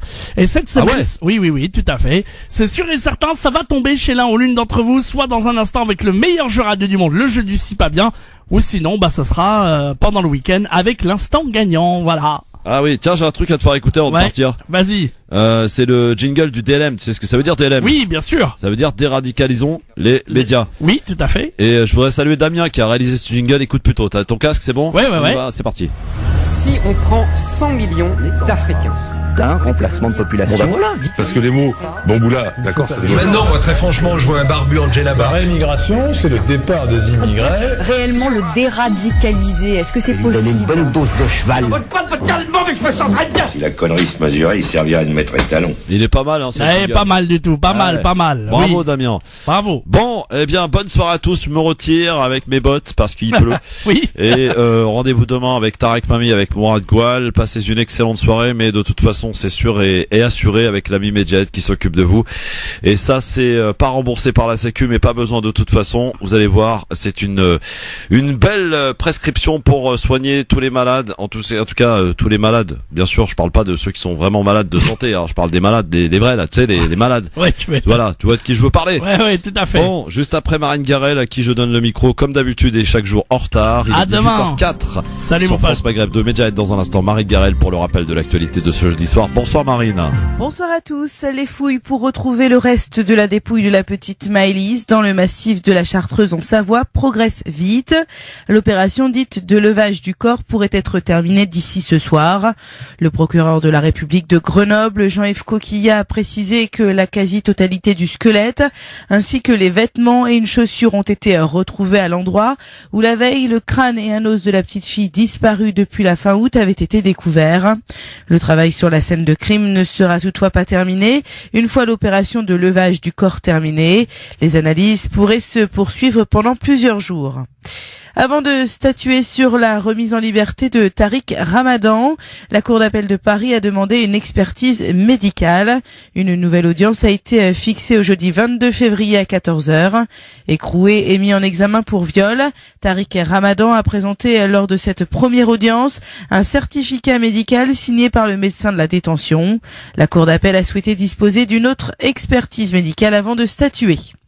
Un rapport remis aujourd'hui au gouvernement par l'ancien patron d'Air France, Jean-Cyril Spinetta, préconise de profondes réformes de la SNCF, en particulier une transformation en société anonyme et la fin du statut de cheminot à l'embauche. Long de 127 pages, le rapport pose un diagnostic complet et lucide sur la réalité du service public ferroviaire français auquel les Français sont très attachés, selon Matignon. Cyril Ramaphosa a été élu président de la République d'Afrique du Sud au lendemain de la démission du très controversé Jacob Zuma. En l'absence d'un autre candidat, le leader du parti au pouvoir, le Congrès national africain, a été déclaré président sans qu'aucun vote ne soit organisé. Martin Fourcade, privé de médaille aujourd'hui. Le Français perd son titre olympique sur l'individuel en biathlon. C'est son grand rival, le Norvégien Johannes Bö, qui est sacré. France Maghreb 2, service, info, musique, divertissement. France Maghreb 2. France Maghreb. Bon, c'était un risque à prendre, il l'a pris. Et les deux changements qu'il fait s'avèrent payants parce qu'il y a 2 buts derrière. Et voilà. Mais j'espère, je pense, je crois... Je pense en tout cas que Neymar, qui a été à l'origine de la remontada de l'année dernière avec le Barcelone, puisse remobiliser l'équipe, le vestiaire, pour nous faire une remontada, mais à l'envers cette fois-ci, à domicile dans 3 semaines, face au Real de Madrid. Même s'il y a que 33% de chances pour que le PSG puisse gagner et se qualifier, eh bien écoutez, on l'espère quand même. Hein, et je suis sûr que même tous les supporters, y compris ceux de Marseille, les rageux là, eh bien vous l'espérez aussi. Bon. Non mais c'est vrai, vous êtes un peu rageux quand même, les supporters de Marseille, hein? Non. Bah ça vous fait du mal de voir qu'une équipe comme le PSG puisse être en Ligue des Champions alors que vous ça fait des lustres, vous y avez pas été. Bon, je comprends, c'est difficile à encaisser. Alors, c'est pas ça qu'importe à Marseille. Oui, c'est la construction de valeurs, la construction d'un idéal. Ouais, faites bien rire avec vos valeurs, tiens. Bon, alors, on enchaîne dans ce ZAP24 sur France Maghreb 2 avec ce matin, tiens, sur CNews, invité de Jean-Marc Morandini, Michel Drucker, ami proche et intime de Johnny Hallyday. Et justement, la question lui a été posée sur toute cette histoire étalée et dans la presse. Voici sa réponse. Je la trouve de bonne augure, écoutez. Écoutez, moi, je ferai pas de commentaires pour une raison très simple. C'est que Johnny n'aimerait pas que je parle de ça, et il n'aimerait pas que ceux pour qui il avait de l'affection, et je crois que j'en faisais partie, se mêlent de ça. Donc moi, je ne dirai rien parce que à chaque fois qu'on interroge des gens sur des gens qu'ils ont bien connus, célèbre, et Dieu sait s'il est célèbre, à chaque fois, avant de répondre et avant d'accepter un hommage ou une interview, je me demande qu'est-ce qu'il aurait aimé, lui. Et je crois que Johnny, il aurait aimé qu'on ferme notre gueule. Voilà, donc je la ferme. C'est plutôt bien vu, là, pour Michel Drucker, non? Avec toute cette affaire qui s'étale dans la presse, Redouane. Mais je ne sais même pas de quoi on parle, en fait. Bah, on parle de l'héritage, puisque les enfants, David et Laura, ont fait part de leur énervement, le fait de ne rien avoir, effectivement, de ne rien avoir obtenu, ne serait-ce qu'une petite guitare ou ne serait-ce que rien, aucun objet leur a été attribué, et donc on accuse un petit peu Laetitia d'avoir tout géré via ses parents qui géraient un peu la carrière de Johnny au niveau financier. Voilà, donc c'est pour ça qu'aujourd'hui il y a des espèces de règlements de compte qui s'étalent dans la presse. Aujourd'hui, c'est vraiment pas beau à voir. Donc du coup, Drucker, qui connaissait bien Johnny, Hallyday, lui a décidé de fermer sa gueule, comme il dit. Et voilà, ça serait bien d'ailleurs d'en faire autant pour tous ceux qui s'expriment là dans cette affaire, parce que ça regarde évidemment la famille, et les histoires de famille, ça se règle en famille. Voilà. Ça va pas être public. Bah oui, mais là, oui, bon. Voilà pour ce petit coup de gueule de Michel Drucker, pardon. Tiens, un petit tour par TPMP, cette émission diffusée sur C8, et ses chroniqueurs qui n'ont aucun talent et aucun vécu commencent à critiquer la prestation de quelques grands animateurs, à l'image de Gilles Verdès, qui se permet donc d'en mettre une dose sur Bruno Guillon. Alors qui est Bruno Guillon? Eh bien, cet animateur qui remplace Tess aux Amours, qui, vous le savez, était viré par France Télévisions. Bruno Guillon, c'est une triple calamité. Alors, non, mais vous lui en voulez, le pauvre. Ouais. Je le connais pas, absolument pas, je ne juge que l'animateur. C'est une calamité industrielle. Les audiences sont calamiteuses. C'est une calamité télévisuelle. Il est nul, on dirait un robot, il a aucune empathie. Il faut le virer tout de suite et ça devient une calamité. Alors, les chéris, on dira ce qu'on va, on le dévend tout ça, mais pour l'instant, les mecs, mais il faut le virer tout de suite, ça fait 15 jours à peine qu'il est à l'antenne. Moi, je vais vous dire un truc. Je suis persuadé que les amours, ça va, à mon avis. Bien sûr. Ça ne survivra pas à Tex. Quoi? Ça ne survivra pas à Tex. Ça va être dur de survivre à Tex. Franchement, vous regardez. Voilà, donc tous les soirs, en fait, ils font une émission pour donner leur avis sur les émissions, sur la télé, les médias. On s'en tape complètement, ils ont aucune légitimité pour donner leur avis. Et je serais tenté de renvoyer, dire à Bruno Guillon d'abord que c'est un très bon animateur, et de lui dire que c'est absolument, il faut qu'il soit honoré d'être critiqué par Gilles Verdès. Redouane, t'as un petit commentaire à rajouter? C'est lamentable. Ça fait du mal en fait de se souvenir que au niveau de l'audience à cette heure-ci, bon, je crois il y a aussi sur TMC le quotidien. Oui, absolument. Mais qu'ils explosent les audiences à chaque fois, de se dire que les gens se tapent ça, c'est après je comprends, on a tous besoin de divertissement en fin de journée, mais cette émission a bien baissé quand même. Ah oui, elle n'a jamais été très haut non plus. Alors on termine ce ZAP 24 par Christian Clavier, cet acteur qui était invité de C'est à vous sur France 5, qui marche d'ailleurs plutôt bien et qui résiste bien à TPMP, qui est présenté par Anne-Elisabeth Lemoine. Donc Christian Clavier, l'acteur qui s'en prend, qui se paye la cérémonie des Césars. Écoutez. Ils sont toujours un peu en retard. C'est-à-dire, il aurait fallu le faire en 2014 déjà pour Qu'est-ce qu'on a fait au bon Dieu. En 2012, ça aurait été sur la piste. Ils auraient pu le faire déjà il y a longtemps, oui. C'était intelligent de le faire il y a longtemps. C'est pas une fausse bonne idée, parce que c'est ce que certains disent. Non, c'est une bonne idée, mais elle est tardive, quoi. Donc on a l'impression qu'ils sont sous la pression, et c'est jamais bien. Ouais, qu'ils se rattrapent, quoi. Oui, c'est ça. Et ça a créé des frustrations au passage, ou Non, vous disiez que c'était assez maladroit et blessant, le César pour Valérie Lemercier, en guise de lot de consolation? C'est-à-dire que c'est dommage de lui donner pour le deuxième rôle alors qu'elle a le premier rôle. Je vais laisser un silence. Oui, je vois. Donc c'est particulier, disons. Ça n'a pas beaucoup d'importance. Moi, je veux dire, ça me touche peu, mais en même temps, c'est idiot, parce que je trouve que quand on fait une fête pour le cinéma, on a intérêt à avoir vraiment toute la famille du cinéma. Et si c'était le cas, ça serait une émission avec un audimat extra. France Maghreb 2, France Maghreb 2. Bonjour à tous, ravi de vous retrouver sur France Maghreb 2. C'est parti pour votre LGF jusque 18h. Ravi de vous retrouver pour ce jeudi. Nous sommes le 15 février. J'espère que tout va bien pour vous. L'émission qui vous ressemble et qui vous rassemble, avec jusque 18h pas mal de sujets à évoquer ensemble. Nous serons en ligne avec Redouane Moumine, qui ne sera pas en studio physiquement avec nous aujourd'hui, n'a pas pu, voilà, victime encore une fois de la grève de la SNCF. Et comme il habite dans un trou perdu là-bas, bah écoutez, quelques difficultés à venir jusqu'à chez nous. Mais en tout cas, la liaison technique nous permet, et le modernisme nous permet à ce qu'il soit avec nous tout à l'heure dans quelques minutes, bien sûr, sur France Maghreb 2. Alors, soyez les bienvenus, je suis ravi de vous retrouver une nouvelle fois pour ce jeudi, jusqu'à 18h, vos appels au 01 40 33 9000. C'est parti pour le sommaire de cette émission.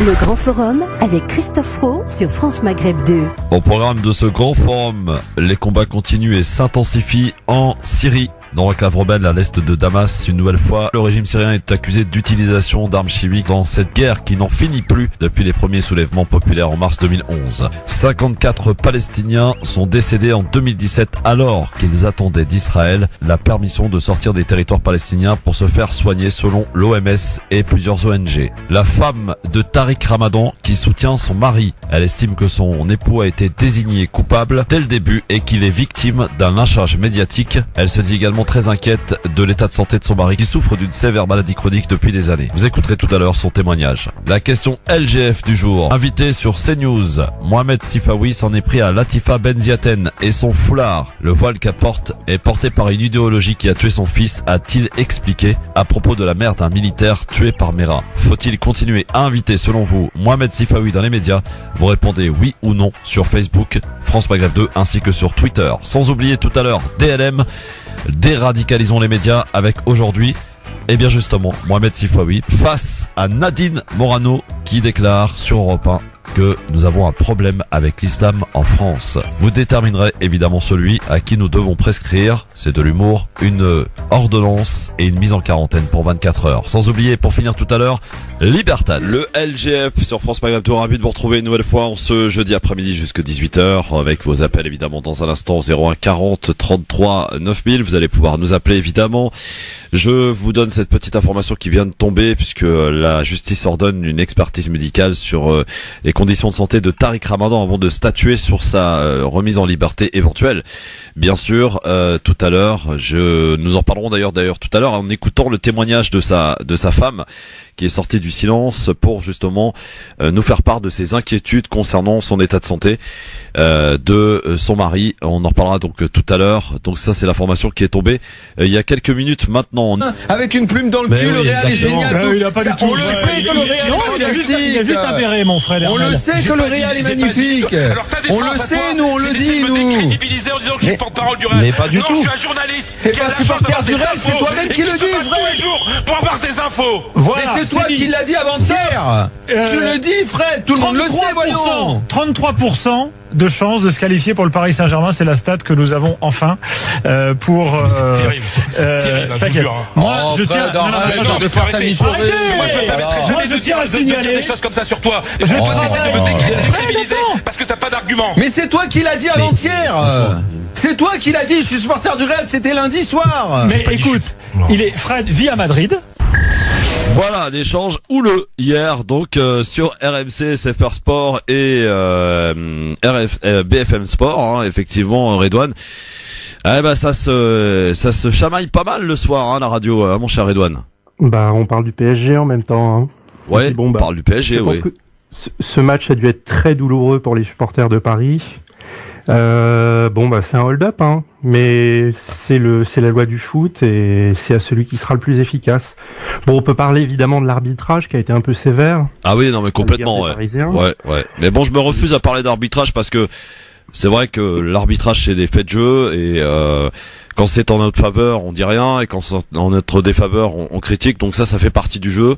Malheureusement, on va pas s'en plaindre. Malheureusement, on sait que les arbitres avantagent quelque peu l'équipe la plus forte, etc. Donc ça me gêne pas des masses. Moi, ce qui me gêne, au-delà de ce qui s'est passé hier soir, sont pas les joueurs qui ont perdu, ni qui ont gagné. Ce sont les entraîneurs qui se sont livrés à un match interposé et Zidane en est sorti vainqueur. Unai Emery a fait pour moi une faute professionnelle hier soir. Plusieurs fautes professionnelles d'abord avec la compo de départ et en sortant Cavani, on ne peut pas se permettre de sortir Cavani alors que Mbappé a été d'une nullité hier soir, c'est lui qu'on aurait dû sortir et puis on sort pas un attaquant pour rentrer un défenseur quand on doit aller chercher un résultat, c'est pas possible, ça se comprend pas. Je veux dire, moi je suis pas entraîneur, je suis encore moins joueur de foot, mais je sais que ça c'est la base. Si tu veux gagner un match et si tu veux gagner ô combien un match comme ça, comme celui-ci, tu peux pas te permettre de jouer le mec qui est la tremblote. Il faut y aller, il faut sortir les muscles, il faut pas faire semblant. Et là, ce qu'a fait Emery hier, c'est juste un scandale. C'est une faute professionnelle qui, j'espère, ne restera pas là parce que les dirigeants du PSG ont une volonté pour ce club, mais c'est bien beau de sortir vos millions, hein, mais si c'est pour faire ce que vous avez fait hier soir, ça sert absolument à rien. Franchement, je vous le dis honnêtement, ça sert à rien. Bon, c'était mon coup de gueule.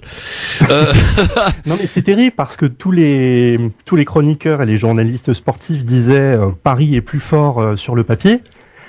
Et puis quand t'arrives et tu vois la feuille de match, tu dis non, mais pourquoi il a fait ça?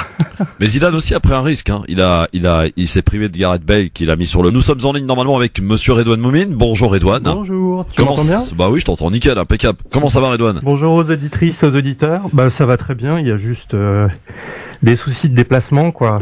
Oui, bah voilà ce que c'est d'habiter au fin fond de la campagne de je ne sais d'où là, hein. Et on est quand même sur la ligne Paris-Reims. Ah ouais, bah dites donc, Paris-Reims c'est pas top à la SNCF. On va envoyer un courrier à monsieur le patron de la SNCF, comment il s'appelle déjà?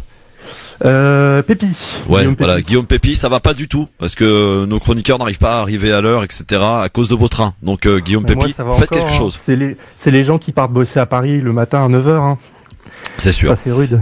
Bon, alors, mon cher Redouane Moumine, dans un instant, on va s'intéresser à la question du jour, mais juste avant, on va s'intéresser désormais aux Zap 24. C'est les moments forts qu'il ne fallait pas rater à la télé, à la radio. Le grand forum, le zapping, sur France Maghreb 2. France Maghreb 2. Oui, le zapping avec dans ce Zap 24 les dernières 24 heures avec tiens un moment de radio avec cet échange houleux qui a eu lieu hier sur RMC, BFM TV, BFM Sport pardon et SFR Sport. C'était dans l'émission l'After où on a assisté à un échange assez houleux entre deux consultants, Daniel Riolo et Fred Herbel, qui est le consultant Espagne, évidemment à propos du match Real PSG hier soir. Écoutez cet échange, c'est après minuit, écoutez. Je vous expliquer dans un stade, en fait, surtout en position de presse, tu as une vision d'ensemble des choses et tu vois pas uniquement ce que montre le réalisateur. Donc en fait, t'es en train de m'expliquer sans ballon, parce que le réalisateur en général, surtout en Espagne, ils sont pas très bons, ils suivent le mec avec le ballon. Et comme ça, quand t'es dans le stade, justement, c'était sans ballon la faute de Ronaldo. Et tu sais à qui tu parles. Je pense que j'en ai fait quand même pas mal. Oui, mais moi je sais. Mais alors, j'ai les stats, les gars. Vous savez combien? J'ai aucun problème par rapport à ça. Ah non, mais parce que t'es en train de m'expliquer comment on voit un match de foot dans le stade. On passe à la suite. Mais j'ai l'impression, cher Jérôme, que ce résultat t'a un petit peu titillé. Mais pas du tout, en fait, Fred. Je te sens un peu nerveux. Alors moi, je suis hyper détendu. Je suis pas là avec ma trompette et tout ça. Mais non, mais ce que je veux dire, c'est, je suis pas détendu. Mais quand j'entends des conneries, quand tu peux s'en calmer, parce que fan club du Real, c'est à arrêter. Bon, je veux dire, on rigole. Mais tu peux pas être le porte-parole du Real Madrid, tu comprends? Au bout d'un moment, c'est un peu pénible, tu vois. Mais le gros problème, les amis, c'est que tu peux juste avoir. Vous avez pris 3 tais-toi 2 secondes. Non, tais-toi 2 secondes. Pas bon depuis le début de la saison. Fred, tais-toi 2 secondes. Fred, je vais te le dire avec toute l'amitié que j'ai pour toi. Avant que tu arrives, ce qui devait être dit sur le PSG a été dit. Ouais, les critiques ont été dites sur tout ce qu'a fait le PSG de mal. Mais que toi, tu arrives en porte-parole du Real Madrid, au bout d'un moment, je ne suis pas porte-parole du Real Madrid. Au bout d'un moment, ça casse un minimum un petit peu les couilles. Je te demande de retirer ça. Mais c'est pas journaliste. Fred, je fais mon boulot. Je te le dis avec tout. Au bout d'un moment, tu manques d'objectivité, c'est tout. Moi, je manque un petit peu d'objectivité, c'est tout. Mais c'est pas une question d'objectivité. Le Real qui fait une mais tu peux pas te la ramener comme ça, machin.